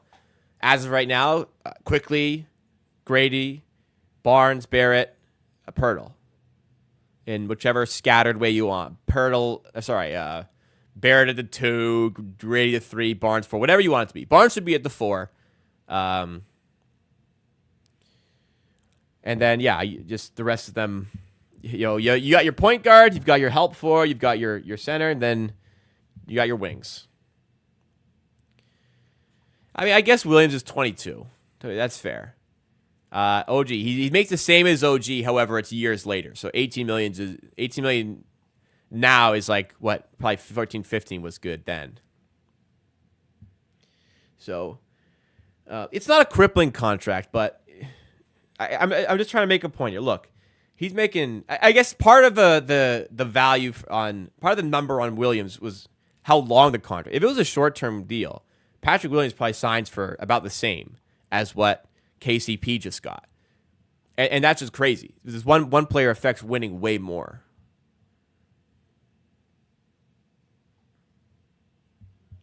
And yeah, they made it long to bank on upside. It's a smart play. But I think they paid a bit too much. I think Grady should start. I seriously can't see how the Raptors keep Gary Trent.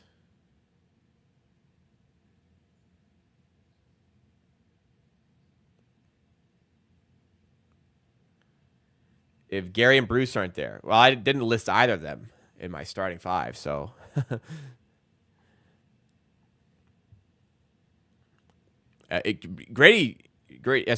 Bruce Brown can be there. He wouldn't start. And he shouldn't start.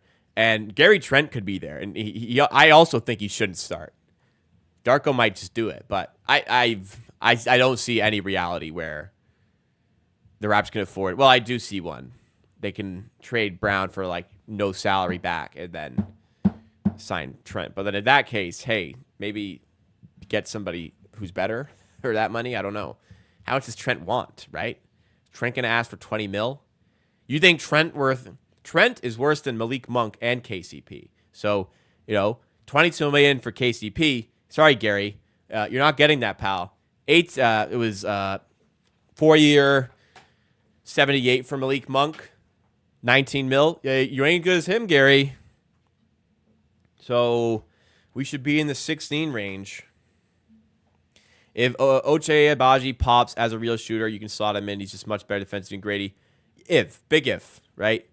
It's 3 years in the NBA now for... Oh, it's 2 years in the NBA for Agbaji, right? He's a lottery pick.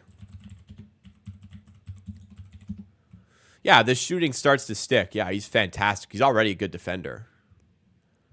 3 years, no, 2 years in the NBA. How old is he? He's got to be like 21, right? He's 24. Wow, he's 24. Whew. He's older than I thought he was. Yeah, I mean, people grow into it sometimes. You can grow into it. Have we signed anybody yet? For 90% of the league, the answer is no, including the Raptors. Yeah. No, nothing for the Raptors as of yet. Nothing for a lot of teams, though.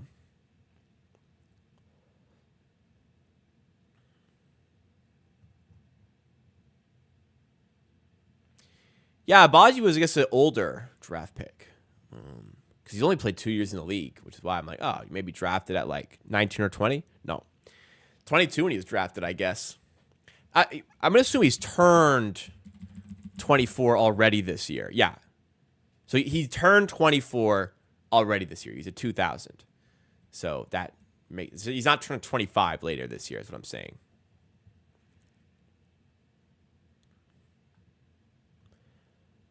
Did he play 4 years? It wouldn't have been 4 at Kansas, but he did play at Kansas. Let's check out his Kansas numbers. He's a lottery pick, after all. So I never actually looked at his call numbers. He was a lottery pick. Wow, he did play 4 years. I was wrong. You were correct. Well, I guess it makes sense. He did play 4 years. Wow, a senior player went in the lottery. I mean, I guess when you average 21 points per game on 40% shooting from three, yeah, you're going to go in the lottery, aren't you, sometimes? A 57% effective field goal percentage. Yeah, I can see why this guy turned into a lottery pick. That's really impressive. Oh, I looked at the per 40 minutes. Per game, sorry. Okay, still. 19 points per game. 40% three-point percentage. 53% on twos. 57 effective field percentage with 5 rebounds a game. Yeah, and he's a good defender. That's gonna get you some looks as a 14th overall pick. Absolutely.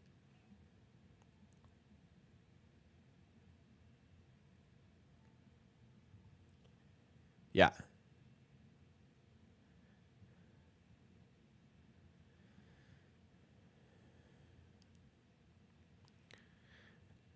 Hopefully we get a mini Anunoby out of Agbaji. But again, the shooting leap has to come in the NBA.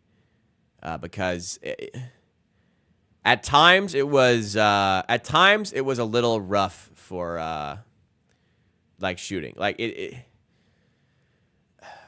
he's got to make the open ones, right? We got to get to a point where Agbaji is open in the corner, and you just got to be confident it's going to go down. That's not the level we saw when he arrived with the Raptors. But can that change? Absolutely. He's still young. That can absolutely get to a point where we're at a very efficient three-point shooter. He shot 21% for the Raptors. Season as a whole, he's under 30%. So, we need to get to a point. Yeah, that's unacceptable, frankly. We need to get to a point where he's knocking down. With a better team, it'll be easier. He's more open. We need to get to a point where he's in the low to mid 30s, bare minimum next season. Because it's all great, he can play defense, but you got to be able to provide something on offense, and that's going to be what he provides. It seems. Which hey, if you can knock down threes and play the defense he plays, I'm not even saying he's a fantastic defender. He's a good defender. You're going to get paid in this league. His process is fine. He's not an ugly shooter. He's open. He's taking them. They weren't falling. If that changes, we got a great player on our hands. It's a tough role for him, absolutely. So hopefully I agree with the AC-23, hopefully with a better team around him, his role is simplified coming off the bench. On a night-to-night basis, it's not what the hell is my role today? He knows his roles, make everything easier. Yeah, I think we can get to the point where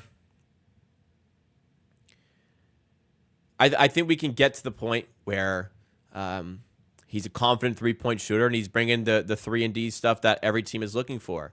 Not to the same level as a guy like OG, but not everybody needs to be that good, right? And yeah, Grady Dick was one of the worst players in the NBA. Went to the G League, sorted shit out, and now he's quite good. Everyone's on a different path, and I can't imagine it was easy playing for the Raptors last season. But let's keep that same energy with Bruce Brown as well, right? Because he gets a lot of shit. Let's keep that energy with him. He struggled. It was a tough environment, and he was apparently dealing with injury. Healthy Bruce Brown, maybe change. Orish might be Bruno though.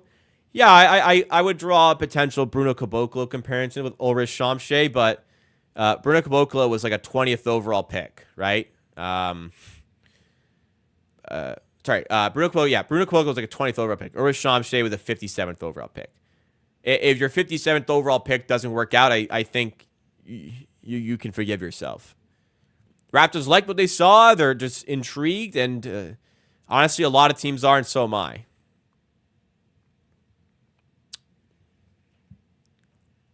That Kings trade, I don't really understand why they did that. They're under the cap now, but they gave so much to make that trade happen. I think they gave away too much to make that trade happen, All right. I've been streaming for 2 hours, and like nothing has happened other than KCP. Is Shamshay 2 years away from being 2 years away? I certainly thought that to myself when I looked over who he was, but that's an ugly way to describe a player. So I won't say that about him, but it's a work in progress for sure. Everyone knows that. Okay. But 2 years away from 2 years away is a cursed statement for sure.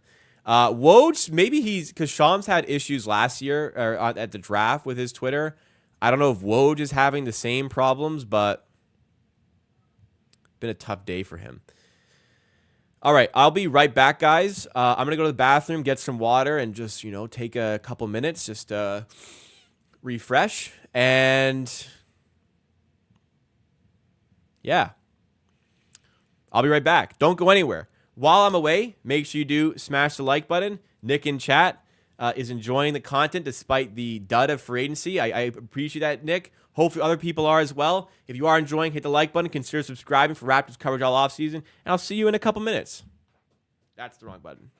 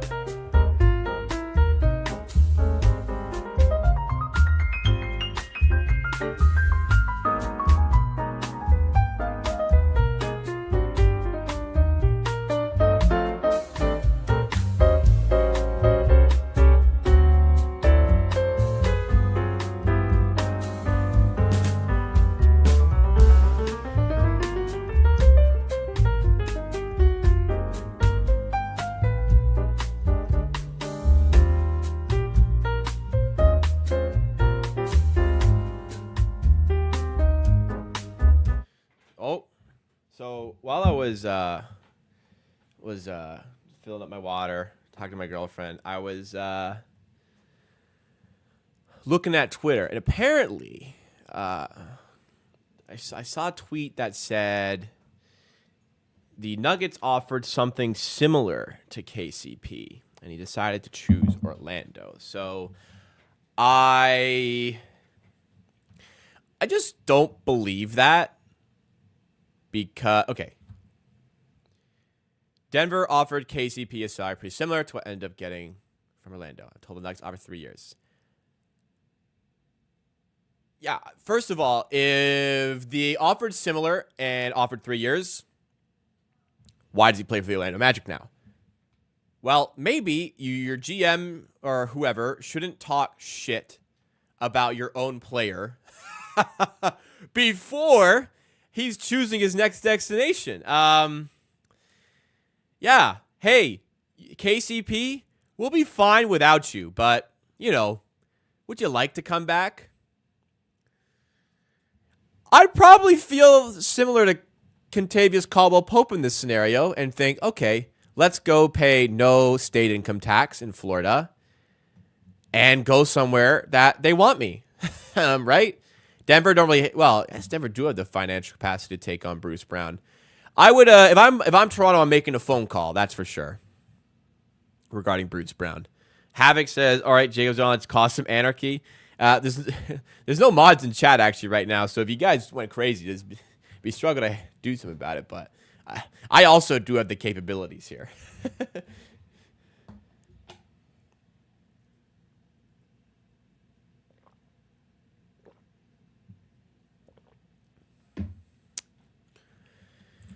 Man, 2 hours almost. Listen, I mean, I can't sit here all night and cover this. So like, I'll give you guys like, I'll be here till 9. I hope like honestly. So my schedule this week is insane. Like I'm so busy this week. I have plans. Like I'm not like here bragging. Oh, I'm so busy. I make so many plans. I guess generally shit came up this week. I'm away. I'm away tomorrow. It's a holiday tomorrow, so I'm out after. Well, big news. Tomorrow I was hoping to do a video about a Raptors signing. I don't know if we're gonna get that at this point, but tomorrow I will be live on the Bleach Report app at 12 p.m. Eastern time. So if you guys have been following my Bleach Report content, all you have to do is download the app, Bleach Report app, and follow at Jacob_Gramegna. It's actually the same as my Twitter handle. Follow me on Bleach Report. I'll be live there at 12 p.m. tomorrow covering NBA free agency. And, there's some moves here we can talk about. So, and I'm sure more will happen. So, plenty to discuss tomorrow at noon Eastern time. So, come hang out with me over there. But what I am trying to say is I am pretty busy this week. I have plans Monday night, Wednesday night, Thursday night, and Friday like all day. So, if some shit goes down with the Raptors, it's going to be really tough for me to cover it. So I was hoping, because my free day is Tuesday, I was hoping that everything would kind of be wrapped up tonight, tomorrow, and then we get the full picture on Tuesday. I get all my content in, because if it doesn't happen, then I'm going to have trouble doing the coverage. Unfortunately, a quickly contract came at a bad time on Friday, and I couldn't do a video reacting to it, because I was just absolutely gassed on Friday. Like, it was just such a tough week. Fun, very, very fun covering for the draft and everything, but it's just taxing on my sleep schedule. I slept like 12 hours in the space of 3 days. It was brutal. I could barely keep my head up yesterday at a family function at the end of the day. Honestly, maybe it's a good thing that video didn't happen, because typically, like, unless I'm really positive about the Raptors, people get mad, and I would have been pretty negative. I wouldn't have been pretty negative. I would have been a little negative about that contract, because I think it was a slight overpay. So maybe it's good that I didn't do that video. But I'll tell you, they overpaid a little bit. Anyways, what I'm saying is I don't want them to make a move and me having to, jump through hoops to make that video happen. But I shouldn't be. The fact that I feel so compelled to make a video is because I know there's people who'd like to see it, and that's a pretty crazy thing to experience, I suppose. So maybe I shouldn't be complaining, because I feel so compelled to go out of my way to make a video because people want to watch it. Isn't that amazing? Like, I could just, yeah, if there's nobody to watch it, I wouldn't feel compelled to do it. So that's why I do it, because people seem to enjoy them. So thank you guys for that. I should be more grateful for that, rather than complaining about it. But hopefully there's stuff to cover. I'd rather have stuff to cover than not cover, that's for sure. And right now, there's certainly nothing to cover. Would Denver trade Peyton Watson for Bruce? I don't think so. Peyton Watson, was he just before the Raptors selection at Caboclo's spot? I think he was. I will say, so yeah, he was drafted 30th overall. Toronto had the 33rd overall pick that year and drafted Christian Koloko. Peyton Watson was not as high on my list as Koloko was. So I wonder if, not that the Raptors are the same list as me, I wonder if the Raptors would have drafted him, because he's an interesting piece for sure and fits that stringy athletic forward the Raptors have liked in the past. But Peyton Watson has been a lot better in the NBA than I thought he'd be. He seems like an interesting piece for that. So the answer is I don't think so.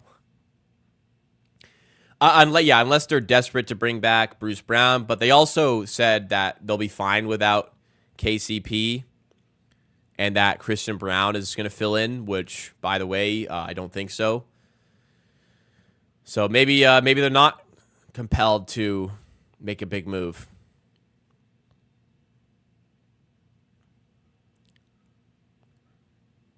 How did the Raptors get the 33rd pick in the 2022 draft? I don't know.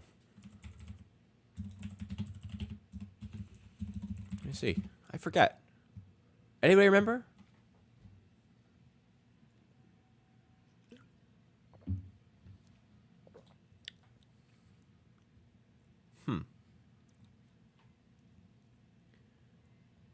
I don't think they traded back. I don't know how they got that. Let me check the standings, so then I could see who was third last. Okay, so I think it was the Pistons pick. Orlando were last. Yeah, so it was the Pistons pick. What trade did we do with the Pistons?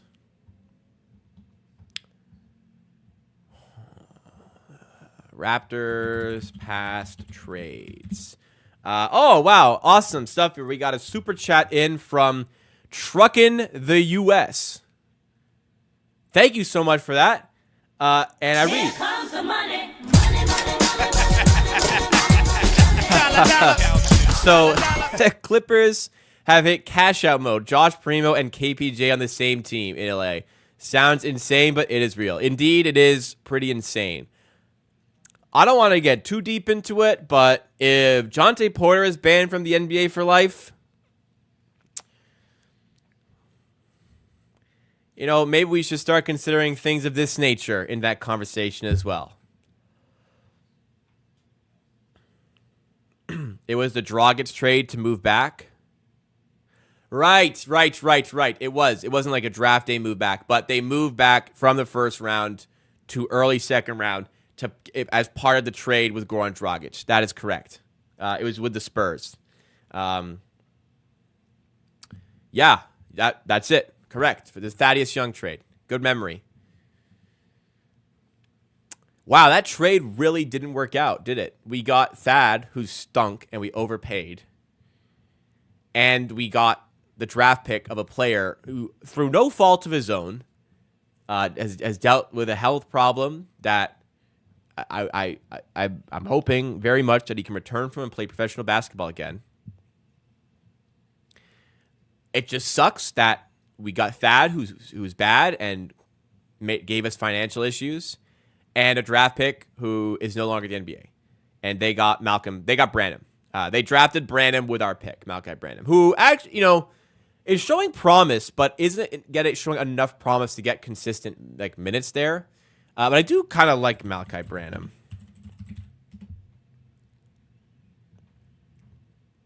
Man, we just feed these guys draft picks. I think we gave them the pick that got Keldon Johnson. Yeah, he's a fine player. Look at that. 20 years old, 9 points, 35% from three. Yeah, that's promising. That's promising. Depends on brand, but yeah, that's promising. He's only if he's 20. He's 21 now. He just turned 21. He's not old. There's a path forward from there. I guess part of KCP is the no state income tax. However, you cannot tell me that part of his decision didn't factor the Nuggets saying we'll be fine without him, right? Right? That's got to be part of it. Shade, who do I think is trading for Boucher? Nobody. Who do I think is trading for Bruce Brown? Hopefully somebody. I no hint as to who it could be, with or for anything. No hints there. We don't know.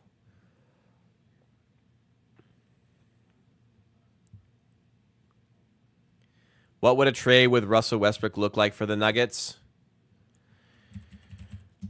I mean, the Clippers probably have to pay to get off that contract. So the Clippers may have to give extra to get off that. You know what I mean?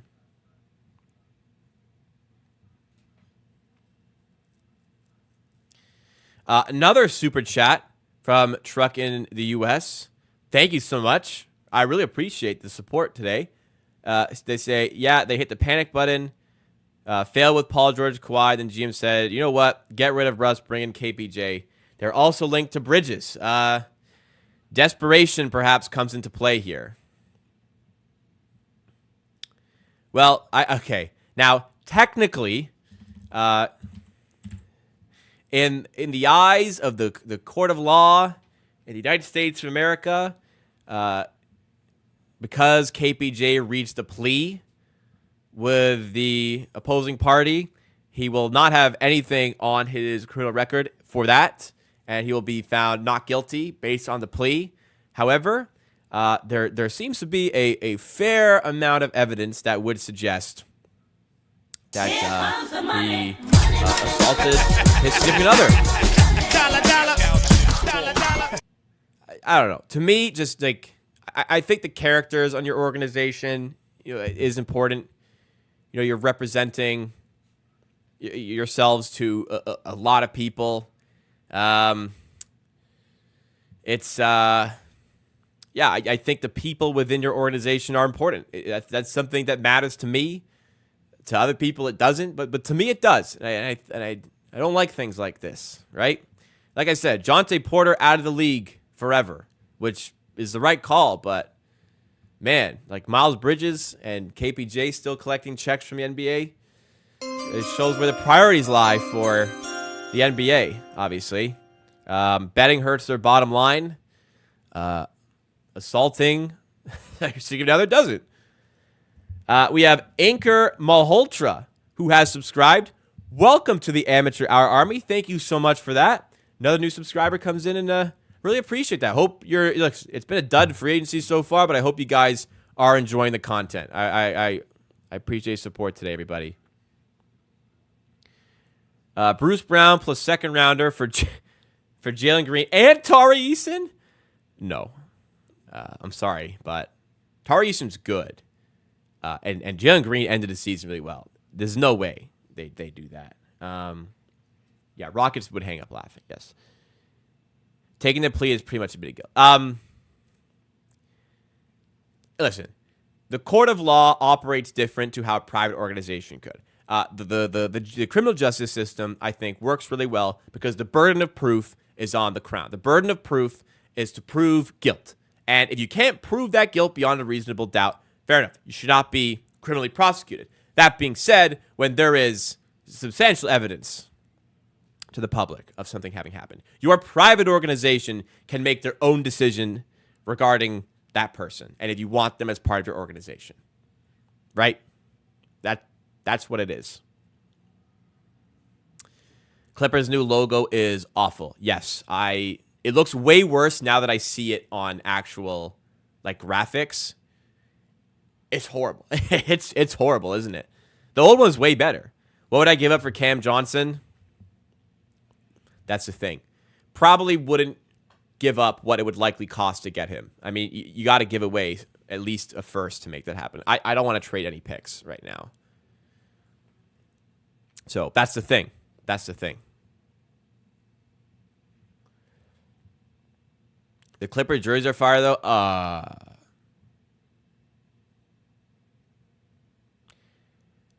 Yeah, I don't know about that.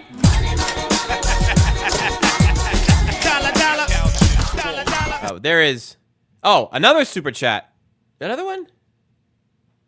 Another super chat from Truck in the US. Thank you so much. A third super chat comes in. They are becoming the 2020s version of the 2000 Portland Jailblazers. Yes, indeed. I can see perhaps some similarities there.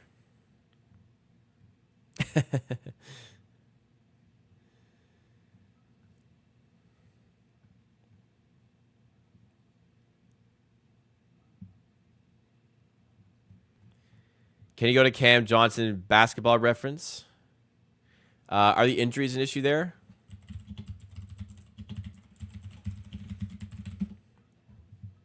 If he stays healthy a full year, what is he worth? Well, he makes good money now. Yeah, so 57, 60, 66, 42, 58. They're tanking, though, at the end of the year. I mean, he gives you high 50s, low 60s games a year. That's acceptable to me, I think. I don't think that's somebody who I'd be, like, hugely worried about. There's 1 year he played 42. I mean, a guy can get injured. It's not his fault. Listen, I really like Cam Johnson on the Raptors. I just think it'll cost them too much for the trade to make sense, given their position, right? Should we re-sign Will Barton? The answer is no. Does Will Barton play pro basketball still? Yes. Okay. Woof. Will Barton is an American professional basketball player for the Cangrejeros de Santur. Okay. That team. He plays for this team. Plays in the Puerto Rican Basketball League. Probably not NBA caliber at this point. Does he have any like accolades in there? Does he have like a MVP playing in? He played in Spain and now he plays in Puerto Rico. I don't know. That's not NBA caliber to me. So no. AC23. I met Delon Benson in Markham. He was in the mall a couple weeks ago. Man, maybe like hella short. He must be a tall guy. Did you say hi? You get a photo? That'd be sick. Excuse me. All right. Oh my God. Another super chat from Truck in the US. Thank you so much once again for that. Awesome. They say they are truly cursed franchises and they have a terrible show on FX. Just bad all around, even the arena with that stupid wall backwards. Listen, the Clippers, isn't that Clippers show on FX called like the other team in LA? Imagine Clipped. It's like, okay, it's called Clipped, the other team in LA or something. First of all, I've heard this show isn't that great. The scam story of LA's other basketball team. The other basketball team. Listen, you are literally owning up to the fact that you are not a serious organization. You are second fiddle and always will be to the other team in LA, and you're admitting that, right? This is your identity. You're the other team in LA, and you brand yourself like that. How embarrassing. How embarrassing from an organizational standpoint to allow something like that to happen. Not my organization. Admitting you are second fiddle to the other team is crazy. By the way, Woj tweeted again. Okay, he did tweet about KCP. All right, fair enough.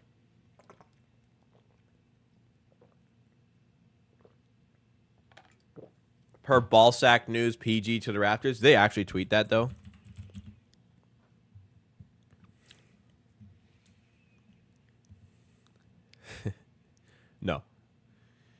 Well, they posted something else that was good, but I'm not going to show it.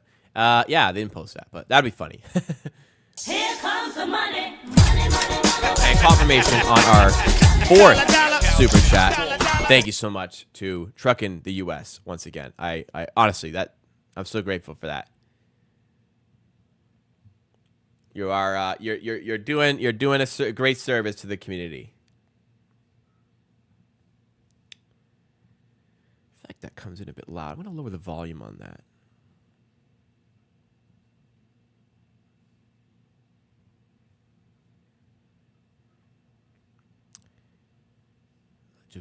Who is Nabil Chowdhury?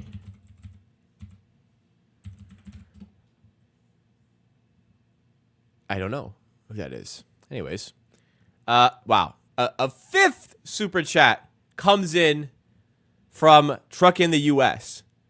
Thank you so much once again. Good signing is 1+1 for Sadiq Bey. Funny. For a contender, comes back in February, March, is a sneaky signing.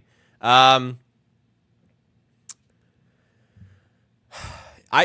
don't love Sadiq Bey. I think maybe he beat the no 3, no D allegations a little bit last year, but yeah, the injury is significant.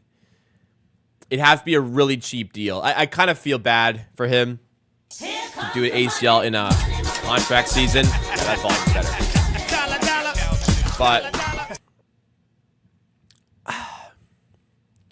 you know, it's not a bad player to add in, but Raptors kind of need immediate impact, right? Nobody tweeted, did they? I don't see any tweets. Nothing. Nobody tweeted anything. Oh, well, it's tweeted. Here we go. ESPN sources. Paul George's agent and Clippers president Lawrence Frank had a conversation a short time ago that resulted in no new movement on a deal and an acknowledgement by both that George is unlikely to return to the Clippers. All right. Truck in the U.S. In the U.S. of A, rather, because now we get the full use in. Truckin' in the U.S. of A has become a subscriber. Welcome to the Amateur Army. Thank you so much for the great support today. I really appreciate it, and I hope you are enjoying the content. And I'm glad to see potentially you are because of the subscription. Appreciate it. We're on the road to 18,000 subs, guys. Make sure you do subscribe to the channel if you're new for Raptors coverage all offseason and beyond. Drop a like if you're enjoying this particular stream. I don't even know how many likes there are. Let's get to 100 likes, huh? We have comfortably over 200 viewers like the entire stream. Let's get to 100 likes. Most recent Woj tweet. The Clippers exit leads the 76ers as strong frontrunners to land Paul George on a free agent deal. The Sixers contingent is set to meet with George in California tonight. Paul George likely a Sixer. That is bad if you don't like the Sixers. Tough. Raptors should get Luka Garza.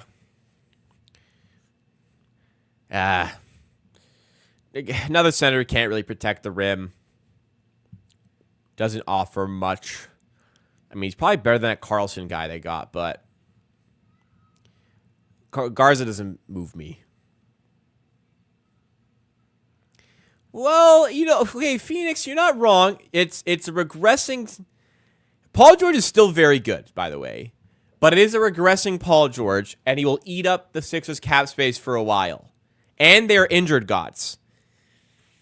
Maybe this is not as good for the Sixers as I may have thought. The hater is strong. The haterade is strong in this community, and it's wonderful. It's devious. Deceptively bad for the Sixers. But like if you're the Sixers, you absolutely do it, right? You can't not do that. It's Paul George. Right? At least the Sixers aren't giving up 5 first-round picks, 2 pick swaps, and a future MVP candidate for him. Now, who would do that? 5 first-round picks, 2 pick swaps, and a future MVP candidate? It's probably a little bit too much for Paul George, if you ask me. Not like any team would ever trade that much.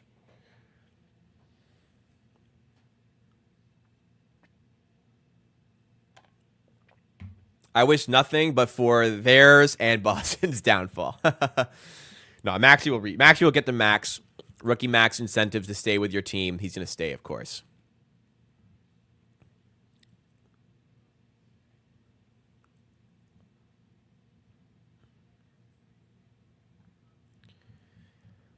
I don't know what's going to happen with Kawhi now. Yeah. Do I think Jonathan Mobo can be a Naz Reid type?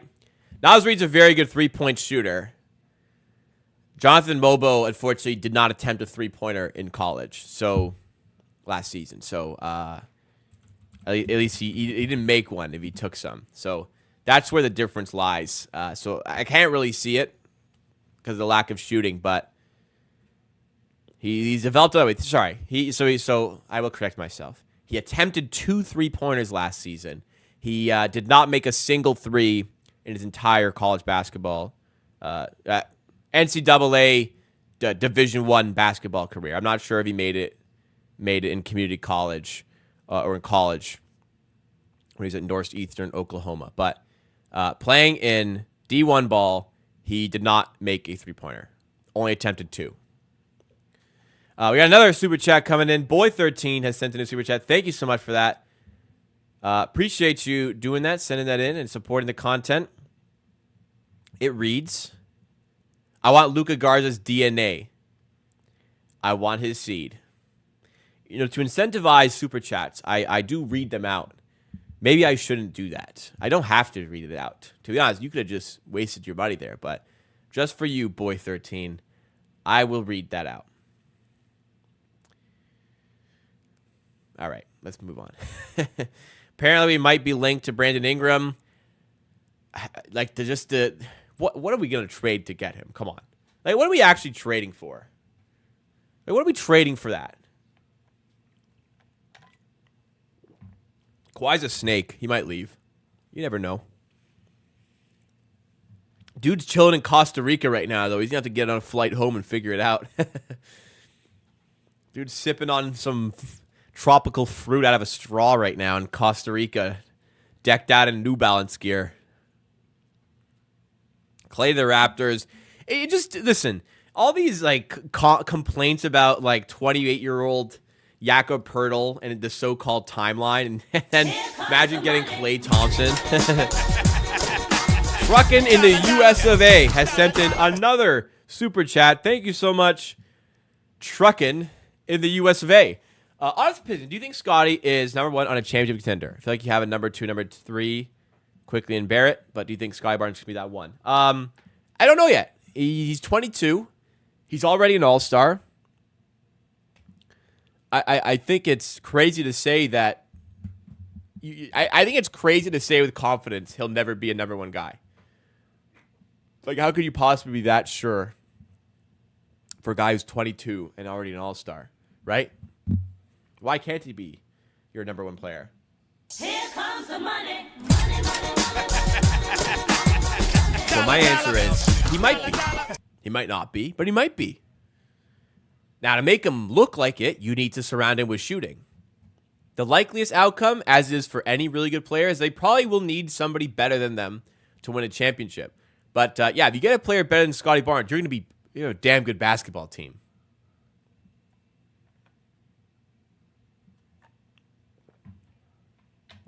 A damn good basketball team.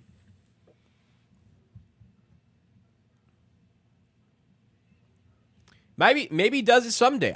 I think it's crazy to say he could never do it for a player that young who's that good. Giannis, Shea, Jokic, who would have thought they would become this good, right? You don't know. But certainly he is fantastic at a lot of things. And I think you start to surround him with floor space, it makes him look even better. So I'm definitely not ruling it out. The Raptors were correct in giving him a max.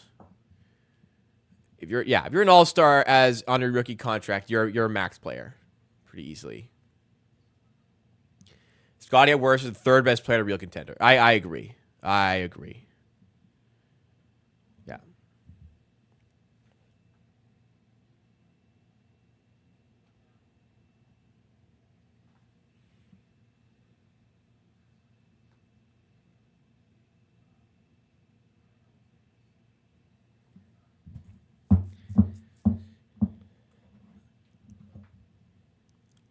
The Raptors had to give a max there.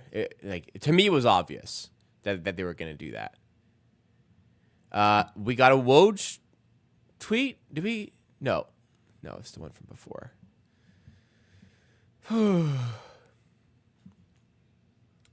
40 more minutes, guys, or else I'm just not gonna I can't sit all night waiting for something. I'd love to sit and wait for Paul George's meeting with the Sixers, but I just don't think that's going to happen. Okay. Great timing. For anybody, listen, if you have a problem with Scotty Barnes' max contract, then listen. Even Cade Cunningham is getting a rookie max, okay? So don't come at me about Scotty Barnes rookie max, too much money.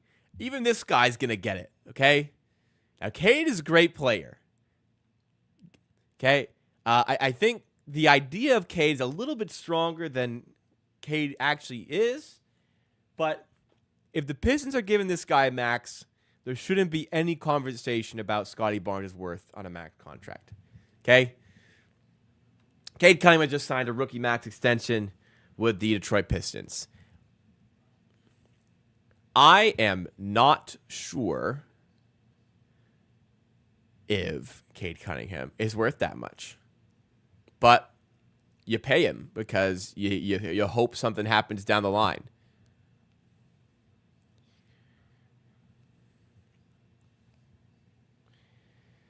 I don't know. You guys think that's worth it? Cade is good, but is he a max player? He still struggles to... Now, granted, he's on a bad team. He still kind of struggles to bend the defense. He still struggles a bit as he chucks a little. You know what? He's 22. He scores 23 points per game. If the efficiency cleans up, he's a special player. Okay. I'll give him fairness. I think as the Pistons, you had to. I think I will be surprised if Cade gets another max. I'm not sure he will live up to the max contract, but as the Pistons, you kind of have to keep him around and see and wait and find out. So, all right, I will give the Detroit Pistons the benefit of the doubt here. It's hard with that team. It's hard to assess a young guy in Detroit. Fair enough. It's hard to score in the NBA, and he scores a whole lot. So I'll give him that credit. He scores 23 points per game. It's hard to score. It is. You guys think, I was going to ask, Terrence Davis asks, do you guys think Mobley's getting a max? Listen, I don't think Mobley. I think if the Cavs want to give Mobley the max, do it next year, right? Wait and see a little bit. If Mobley can start hitting some threes, max. If not, I don't know. Brian Windhorst calls the rookie max is the fun max. Everyone's happy. The young guy stays with the team, locked in for a long time, right? Then when that contract ends, you get to the bad max, the one that's not so fun because you actually have to assess the player now and be like, wow, are we really going to cripple our franchise financially for you? I don't know. I don't know if we're in that position to do that. The Raptors that made the decision was Pascal Siakam and OG Anunoby. They didn't make the decision with Fred VanVleet, and he walked. But you can afford to give out a max rookie deal to a guy because you think he can keep getting better. And it's very rare like a Ben Simmons situation comes of it, right? But I definitely don't think Cade Cunningham is a $45 million per year player. But down the line, they're hoping he is. And then the only player who's going to match in the 21 draft is Barnes, Franz, and maybe Cade. I don't know. Do you think Franz should get one? That's a tough one as well to sell to me. Vitor Aguilar has subscribed. Welcome to the Amateur Hour Army. Thank you so much for that. If you guys are enjoying the comment, just like Vitor in chat, please make sure you subscribe to the channel. If you haven't done so yet, please make sure you do hit that like button. How many likes are we at? What's going on, Mohammed? How are you doing? We're bored. We're at over 100 likes. Thank you so much, guys. We're at 100 likes. Yeah, don't worry about liking that. We're all good. No, I'm serious, though. If you're enjoying the stream content, we're at 250. Let's get to 125 likes. Let's go for 25 more. And as we are talking about the community and how great it's been to me today, unbelievably, another super chat from Truckin in the US of A. Thank you so much. Astonishing support today. You're really helping me out today. And they say, that's fair. You're looking for him to be the heights of Vince, McGrady, Bosch, and his potential talent. In your eyes, above those two. He's already better than Bargnani. DeRozan, I saw more potential. I don't know for sure if he reached it. You talk with Barnes, you got to give him that money. And you're hoping he gets to that high level for the Raptors. DeRozan, maybe, DeRozan was a perennial all-star, consistent all-NBA threat. You can't be angry about how good he got. It just never really came through in the playoffs, unfortunately, the Raptors. But DeRozan was a phenomenal asset to the Raptors for a long time. I have seen that the Los Angeles Clippers have officially stated that he will not return to the team. 3 playoff series wins.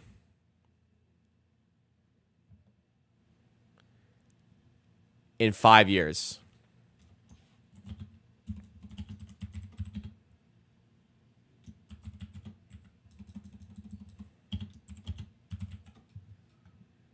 Five first-round picks and SGA to put Paul George on the Los Angeles Clippers.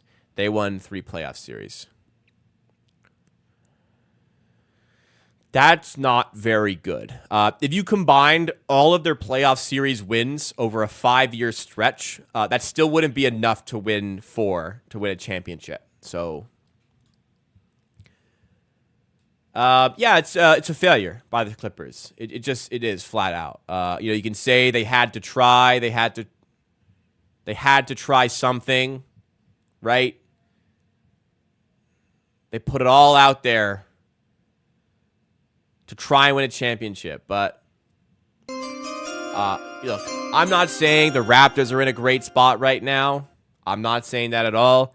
But I'm very happy to this day it wasn't the Raptors that shelled out their entire franchise to bring Paul George to the team 5 years later. All right. Walray has subscribed. Walray1 has subscribed. Thank you so much. Welcome to the Amateur Hour Army. Hope you're enjoying the content. All right, are we heating up here or what?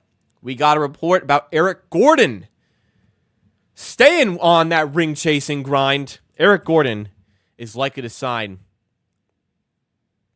with the Philadelphia 76ers. Agreed to a deal, in fact. We'll see how much money it is, but Eric Gordon, he's the type of player that no matter where he signs, he's a great fit. That type of player, defense, ball handling, shooting, somewhat ball handling, shooting. Great player to add on to the 76ers as they look to push to win an NBA championship. 905 Yada, 19 months. Man, we're approaching 2 years of 905 Yada as a member in this community. Thank you so much thank you so much for that. Thank you so much for the support over all this time, Yada. Honestly, what a major component of this community. I'm very grateful, very grateful. And the membership comment is, this free agency sucks. Yes. Very much. Very sucky. Indeed. I think Kyle Lowry's gone if they're going for Eric Gordon. I agree. Hopefully back to the Raptors. What I've noticed in the last hour, I'm losing my voice. I have done a lot of long streams this week. I didn't sleep much this week.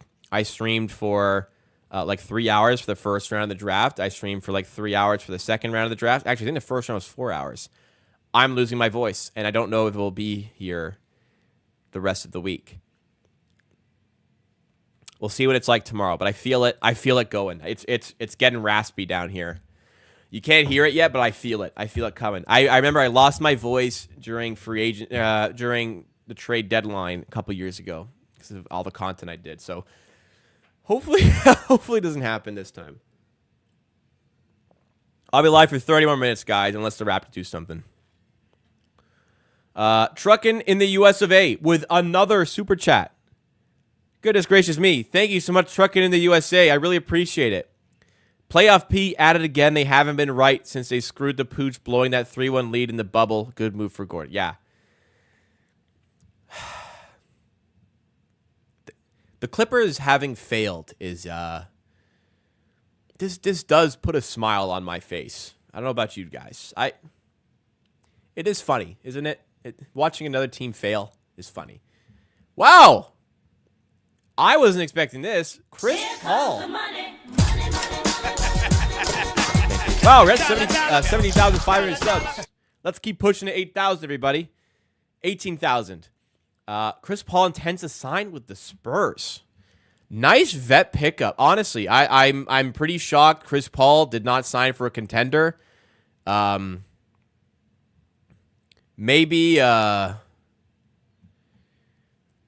Chris Paul is feeling, I just want to play basketball again. Get minutes, help a young team, and that's going to be fulfilling to him. I don't know. But that's interesting. I for sure thought he'd be ring chasing, but that's a great pickup. That team needed a point guard. I think that's really going to benefit a guy like Rob Dillingham and not Rob, they trade him, but Stephon Castle, who went 4th overall. What a great mentor for a guy like Stephon Castle. Nice pickup, man. Nice pickup for the Spurs.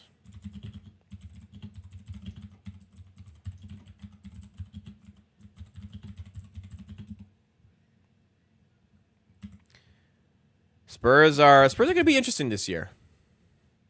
Wemby will be, I think, is a good fit with PG or CP3. Sorry. The last time CP3 mentored a point guard, it was SGA. That worked out pretty well.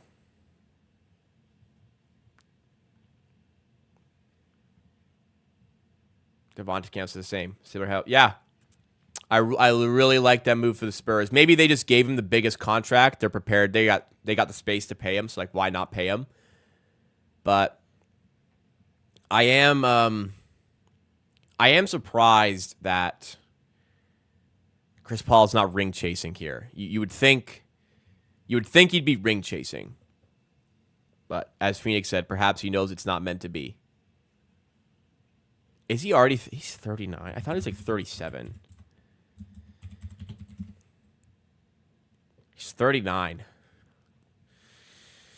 This might be the one. This might be one last ride, man. One last ride. Another super chat has come in from Truckin' in the US of A. Thank you so much for sending that in. I really appreciate it. Another one. Amazing. Honestly, the support has been sensational for Truckin' in the USA today. Big shout out. Everyone in the chat, please. Big shout out to Truckin' in the USA. US of A. I know this rating sucks because we don't get any Players Tribune articles. We won't get any Players Tribune articles about them leaving. CP3 signing with Spurs, a great pickup. Putting it down, he's averaging 8 to 10 assists per game. Depends on his play time, but I mean, it's certainly possible with a guy like Victor being able to pass the ball to him, right? That'd be a guy I'd want to feed the ball to. And another super chat from Truckin' in the US of A. I think that's like 7 today. Oh my goodness. We will be a trade piece. He will be a trade piece at the deadline or buyout. They won't buy him out. I'm sure he's just signed a short-term deal. And he must like the project enough to want to stay there. The Spurs don't really need to buy out a player. I don't think.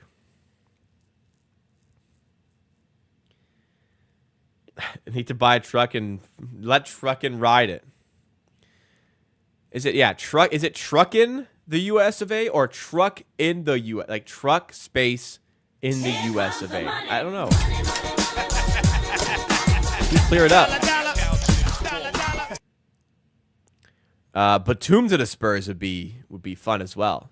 They're putting together a decent team. I do think they should go pretty hard to maximize Victor's rookie contract. It's clear he's just going to be a superstar. Try to be really good while he's still cheap, right? But I agree, Javon. That's an interesting pickup. Great, yeah, and especially as I was saying, for a guy like Stephon Castle to have that sort of mentor, amazing, because Stephon Castle is known for the defense at the one, right? Batum would be interesting. I hope the Raptors get something like Batum. There's the other super chat from Truck in the US of A. Or Truckin' the US of A. Who knows? They do.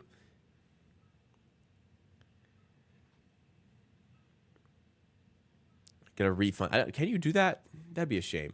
No way you can do that. That'd be a shame. But it ain't me who's doing it, so they can do as they please. But thank you so much. Honestly, it's been awesome. Trucking the US of A. I've been in Canada as well as in Manitoba about a week ago. Wow, so trucking the US of A. So trucking all around. But sometimes in Canada, and was in Manitoba a week ago. Well, thank you for that very kind super chat once again. I hope the trucking's going well. And apparently it is, with all these super chats coming in. Thank you so much again. Chris Paul suddenly leads the league in assists. 25 lobs per game to Wemby. Yeah, that's going to be fun. That's going to be fun. A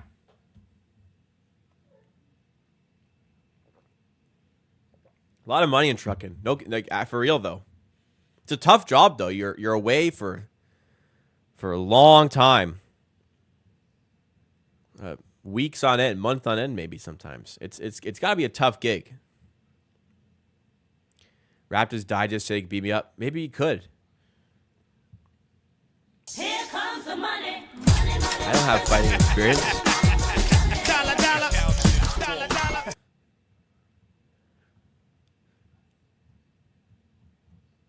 Maybe you could beat me up. I don't know. I've never thrown a punch. The Paul George news is interesting. Yeah.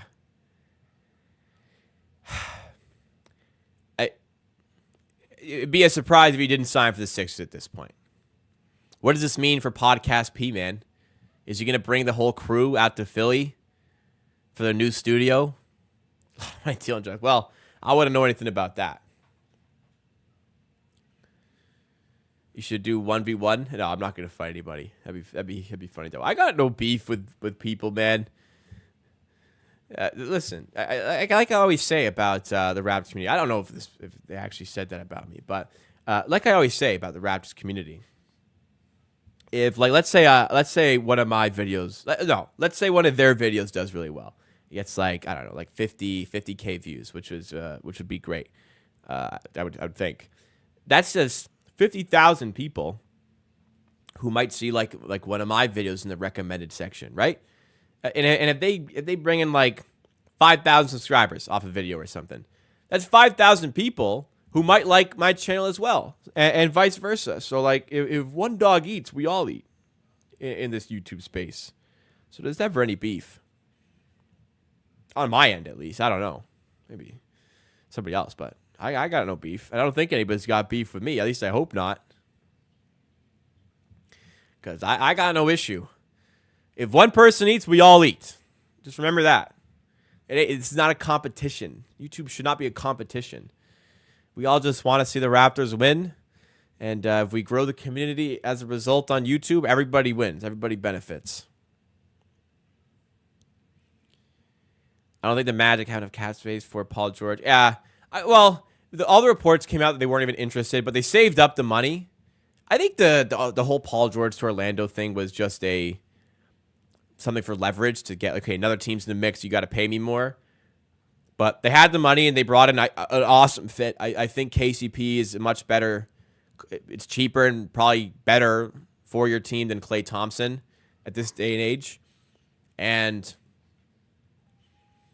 I think Paul George is a good fit in Philly, but people have making me privy to he's injured a lot and he's regressing and he's going to be getting a big contract, which you're not wrong.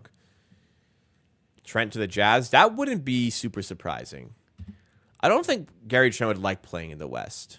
I also don't think you're telling the truth. So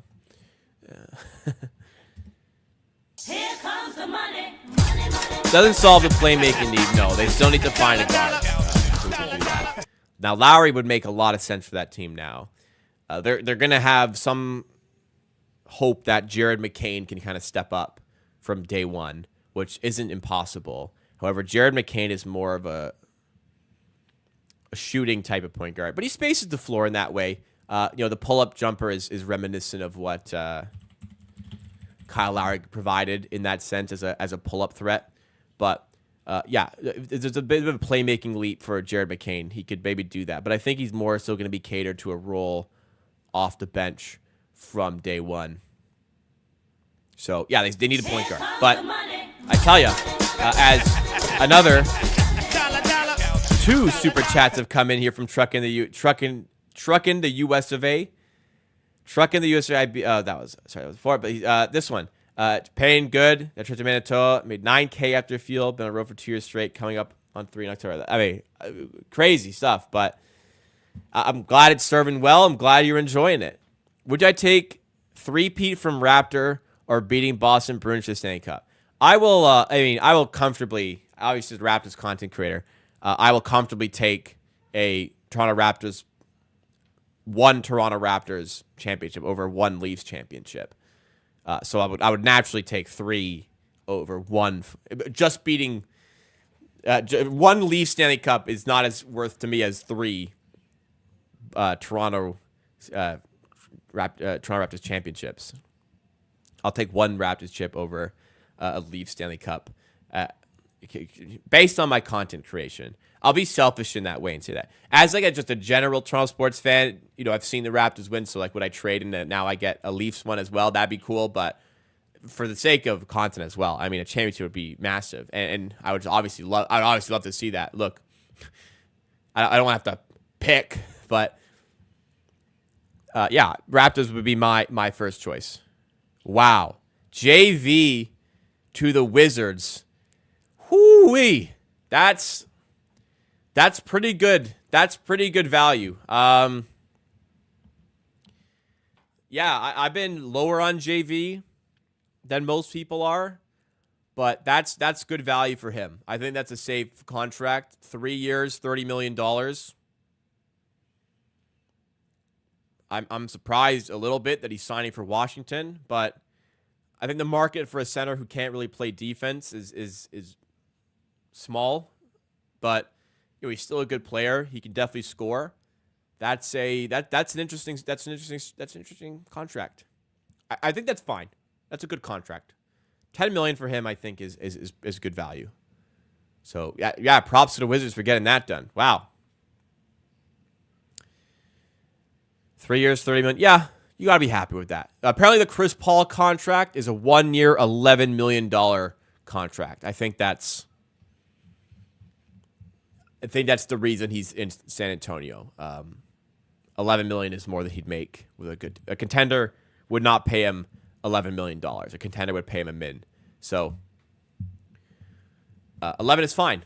I don't love the fit for JV in Washington. Also, now that I'm thinking about it, you just drafted Alex Sarr. Why? Financially speaking, that's fine. You just drafted Alex Sarr. Why would you do that?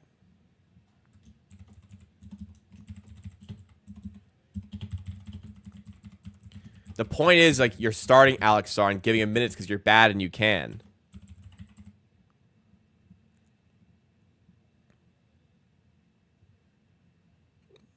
Why would you sign JV and hamper Alex Sarr's minutes? Wow, that's a really weird organization. That's a good contract, but he can't protect the rim. Period. And they just drafted Alex Sarr. Not sure. That's confusing to me, but congrats to JV. Get that money. Not thinking about the fit. It's a fine contract for JV. Thinking about fit, that's really dumb by the Washington Wizards. But also, the Wizards, they also just signed, aren't they signing Rashawn Holmes as well?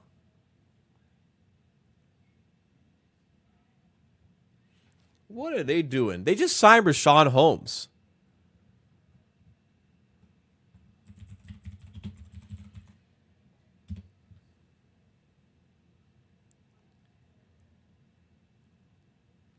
What they did? They signed Rashawn. They signed Rashawn Holmes. This is so stupid. I guarantee you, Raptors fans are going nuts about that JV contract, saying, "Oh, if he was only worth $10 million, why didn't we sign him?" Another player who doesn't the category of good basketball players and winning basketball players. He's a good basketball player. He's unfortunately not a winning basketball player. All right, Jordan, you're spamming a lot. I'm gonna give you a little cool down here. I'll give you 1 minute here, just to realize. Yeah, I can see the comment. Yes, I can see the bait. I'm not falling for it. So you don't have to spam it. Okay. Please stop spamming. But yeah, Rashawn Holmes signed. I think Rashawn Holmes kind of sucks, but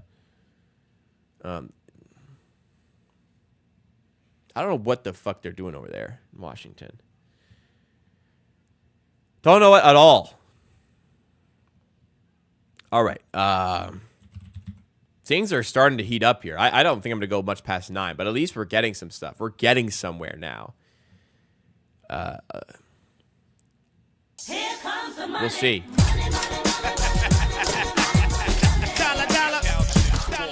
Another super chat. Oh, my God. From Truckin' the US of A. Thank you so much. JV signing. I'll thank you in a minute. The JV signing seemed kind of aimless on the Wizards' part. They could have gotten Zeke Naji for much cheaper as a backup. And they're not giving Sar the keys. They have to trade Kuzma and get out from Poole somehow. Yeah, it's a confusing situation. They've brought in 3 centers this week. They drafted 1 second overall. They signed one for $10 million a year, and they signed one. Rashawn Holmes makes more money than JV, which is actually hilarious, but Rashawn Holmes isn't that good. But I don't know what they're doing, man. That is a weird one. But thank you so much again for the super chat. Thank you so much as well to Alfonso 1337 for subscribing. Welcome to the Amateur Army. If you guys are enjoying the stream content, make sure you subscribe, and you can join the community just like Alfonso. Holmes is ass. But they paid Holmes to hit the cap floor. You have to hit the floor, by the way, for the cap. But that's what they signed Holmes for. So why would they sign? Why would they sign JV? Apparently, Woj clarified it in a tweet. Somebody said to bring a veteran center to a young rebuilding team. Okay, bring in a vet center. Don't make it one that's better than the guy you drafted, so that like now you're bringing him off the bench. Like what the hell? Why would you do that? That's crazy. Adam Durling has also subscribed. Welcome to the Amateur Hour Army. Really appreciate that. I hope you're enjoying the content. I hope you enjoy more of it to come because there's going to be plenty more on the way. Alfonso said some free agent Toronto. No signings as of yet. Everything's moving really slow here. You think Sar is more as a 4? Well, fair enough if he wants to play the 4.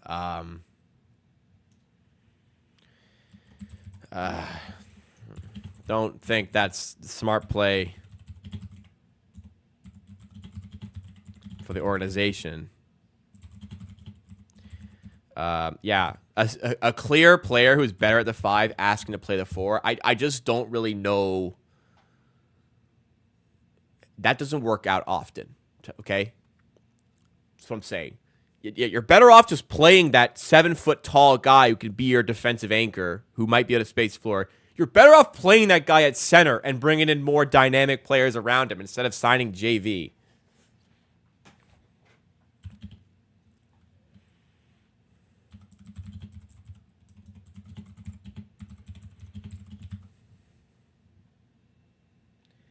Yeah, like Jaren Jackson would be the example of okay, yes, actually better at the 4, but typically you're just better off playing that guy at the 5.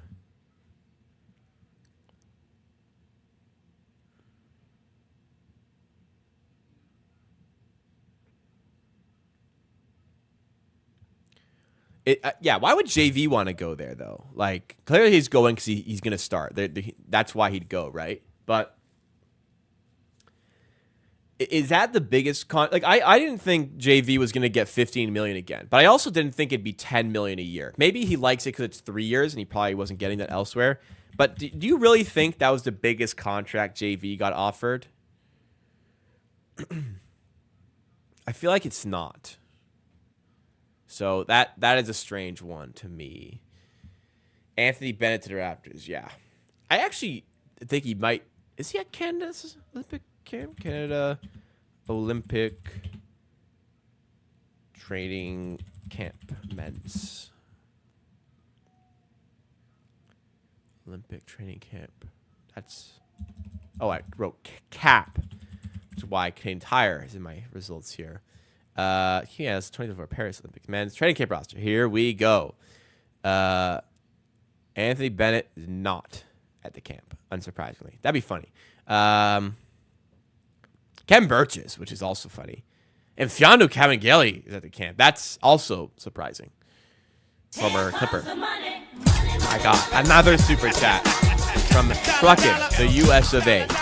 Thank you so much. Big three. JV, Kuzma, Poole. Wizards basketball, everyone. Oh, you said Najee Marshall, who I was talking about. GM needs to be fired. Najee Marshall would be interesting as well, I guess. I was thinking Zeke Najee because he's a center who can space the floor. Anyways, in theory. GM needs to be fired. There are plenty of vet C's to work better in your situation. I agree.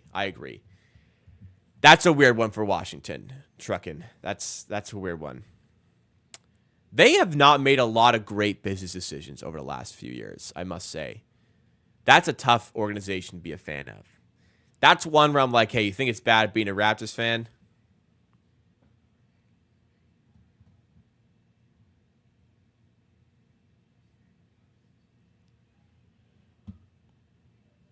Michael Borland jumping in on the fun with a super chat. Thank you so much, Michael Borland, for sending that in. I really appreciate that. When the Raps drafted Bargnani, they traded for Rasho Nestorovic from Spurs to mentor him and start.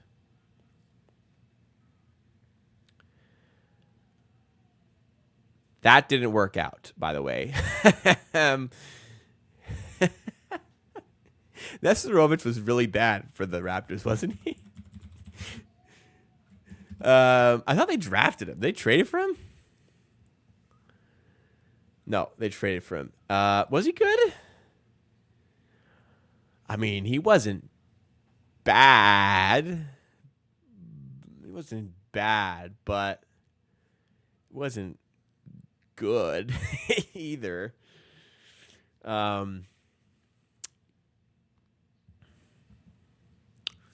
a bit before my time. They won the division. Well, bloody hell. That's a little before my time as a Raptor true follower, but I guess, yeah.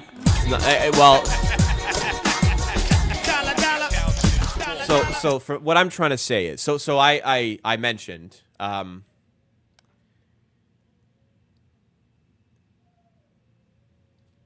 Chris Paul is a great vet to have for Stephon Castle, because I don't think Stephon Castle is like your franchise point guard at this point, right?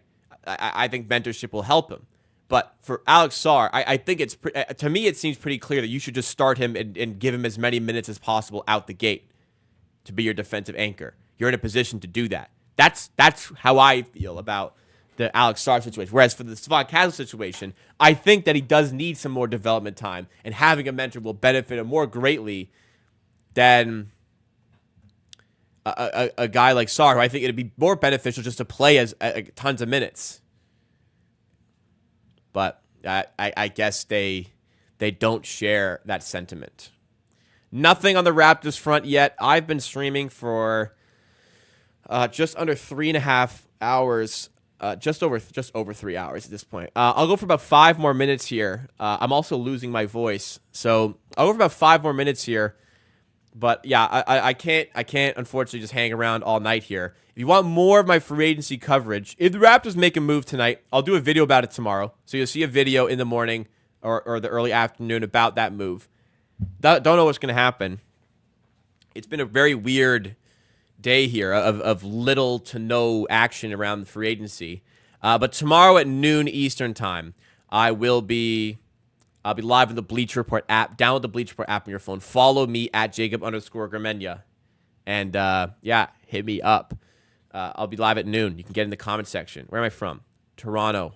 Downtown Toronto, baby. JVL signed for 10. Yeah, I thought he signed for like 12, so it's not great, but it is lower than I thought it would be. I'm just confused why the Wizards did it, for sure. But we talk about Anthony Bennett. The point is, a draft, there wasn't a clear-cut number one guy, so you bring in guys to mentor. Yeah, I understand your point. Like you want to give time for these guys to adjust, but I feel like it's more beneficial just to load up Sarr at the 5 with minutes there. So and if not, maybe get somebody with more depth defensively to play. I don't know. The fit just it's clunky to me. But I see your point. A mentor can be helpful. Oh my goodness.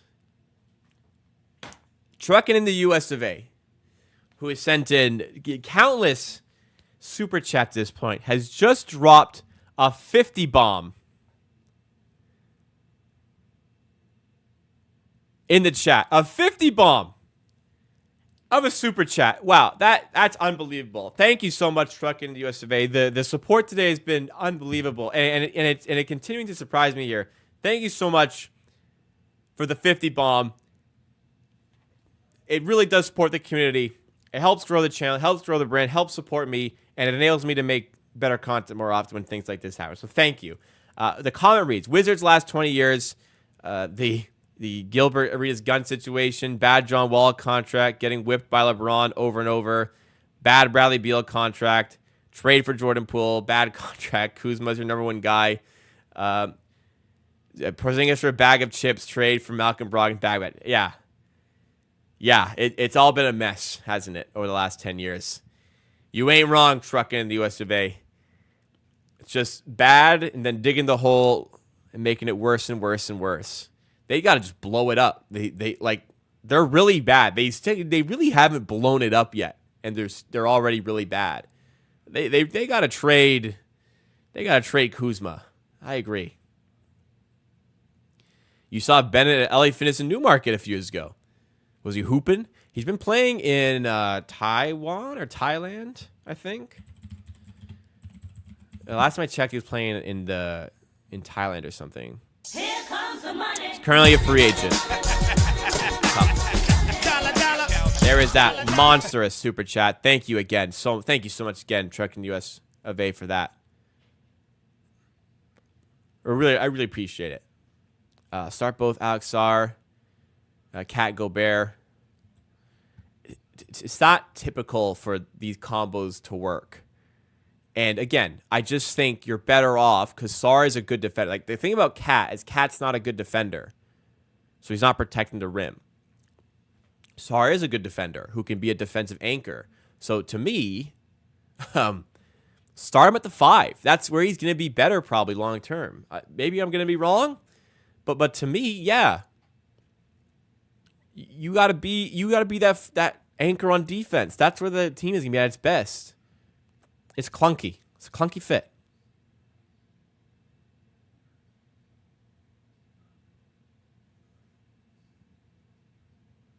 JV signed for less than the MLE is certainly a surprise.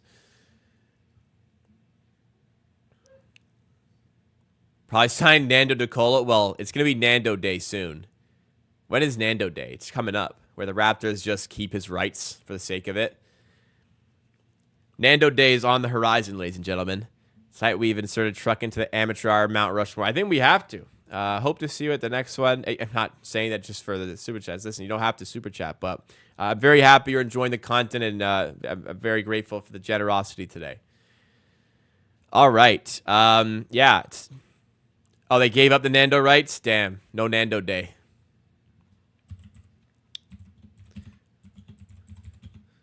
Oh, yeah. It was last year, wasn't it?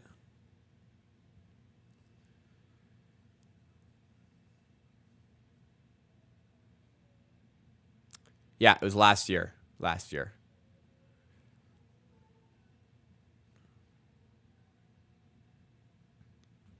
No Nando Day this year. At least brought back Max Domi. That was a nice pickup. That was nice. All right. Another super chat. Thank you again. My goodness. No problems. Hope that helped. Bless everyone. Have an amazing day. We really have deep comment about the worst franchise in the NBA. Yes, we did. Thank you, everybody. I'd love to just sit here and cover the NBA all day. I can't. I guess I could if I wanted to. I'm an adult and I can do whatever I want with my time. But I'm not just gonna sit here around all day waiting for shit to happen. It's been over 3 hours. I've been live. I'm sorry that there wasn't as much coverage as there could have been because there wasn't really any news. I guess I could just stay live. I'm gonna. If something crazy happens in the next little bit, maybe I come back for like a Raptors thing. But if it's not for the Raptors, I won't for sure. If it's for the Raptors, I probably won't either. Don't expect me to come back on if anything happens. But thank you so much, guys. I really appreciate all the support today. Special shout outs to Truckin' in the US of A for all the amazing super chats that have come in. Michael Borland also sent one in. Thank you for that. I think we had another one as well. I thought there was another one. Anyways, I'm sorry. Oh, yeah, there was. Boy13. Thank you, even though that was a disgusting super chat. Thank you, everybody. So content for the week. If something happens for the Raptors, I'll do a video tomorrow. If not, I'll probably just enjoy my Canada Day holiday. It's been a really long week of covering the NBA, so I could use a refresher of a day. And I am going to be live on the Bleacher Report app at noon, so I can just take more time to prepare for that. I'll be live on the Bleacher Report app at noon for a general free agency reaction. So hopefully Paul George signs tonight. We can talk about that. We'll talk a bit about KCP, JV, all these other great things going on. Make sure you have the Bleacher Report app downloaded. Make sure you're following me at Jacob_Gramegna. For future content, make sure you're following me on Twitter at Jacob_Gramegna or at AmateurHQ. And final thing, on your way out, drop a like if you enjoyed the content today. I hope, it was a boring free agency, but I hope I helped make it less boring. And on top of that, if you enjoyed the content enough, I do content like this all the time. I have videos coming out all the time. Make sure you subscribe to the channel. Again, tomorrow, live Bleacher Report. If the Raptors do something, you'll have me a video tomorrow. If not, I'm going to enjoy my Canada Day holiday. Happy Canada Day to all those Canadians out there. 4th of July is coming up, so happy Independence Day, right? Happy 4th of July to any Americans out there. Early one there. Let's hope for some more action here, and hopefully the Raptors get their offseason going soon. But I'm signing off.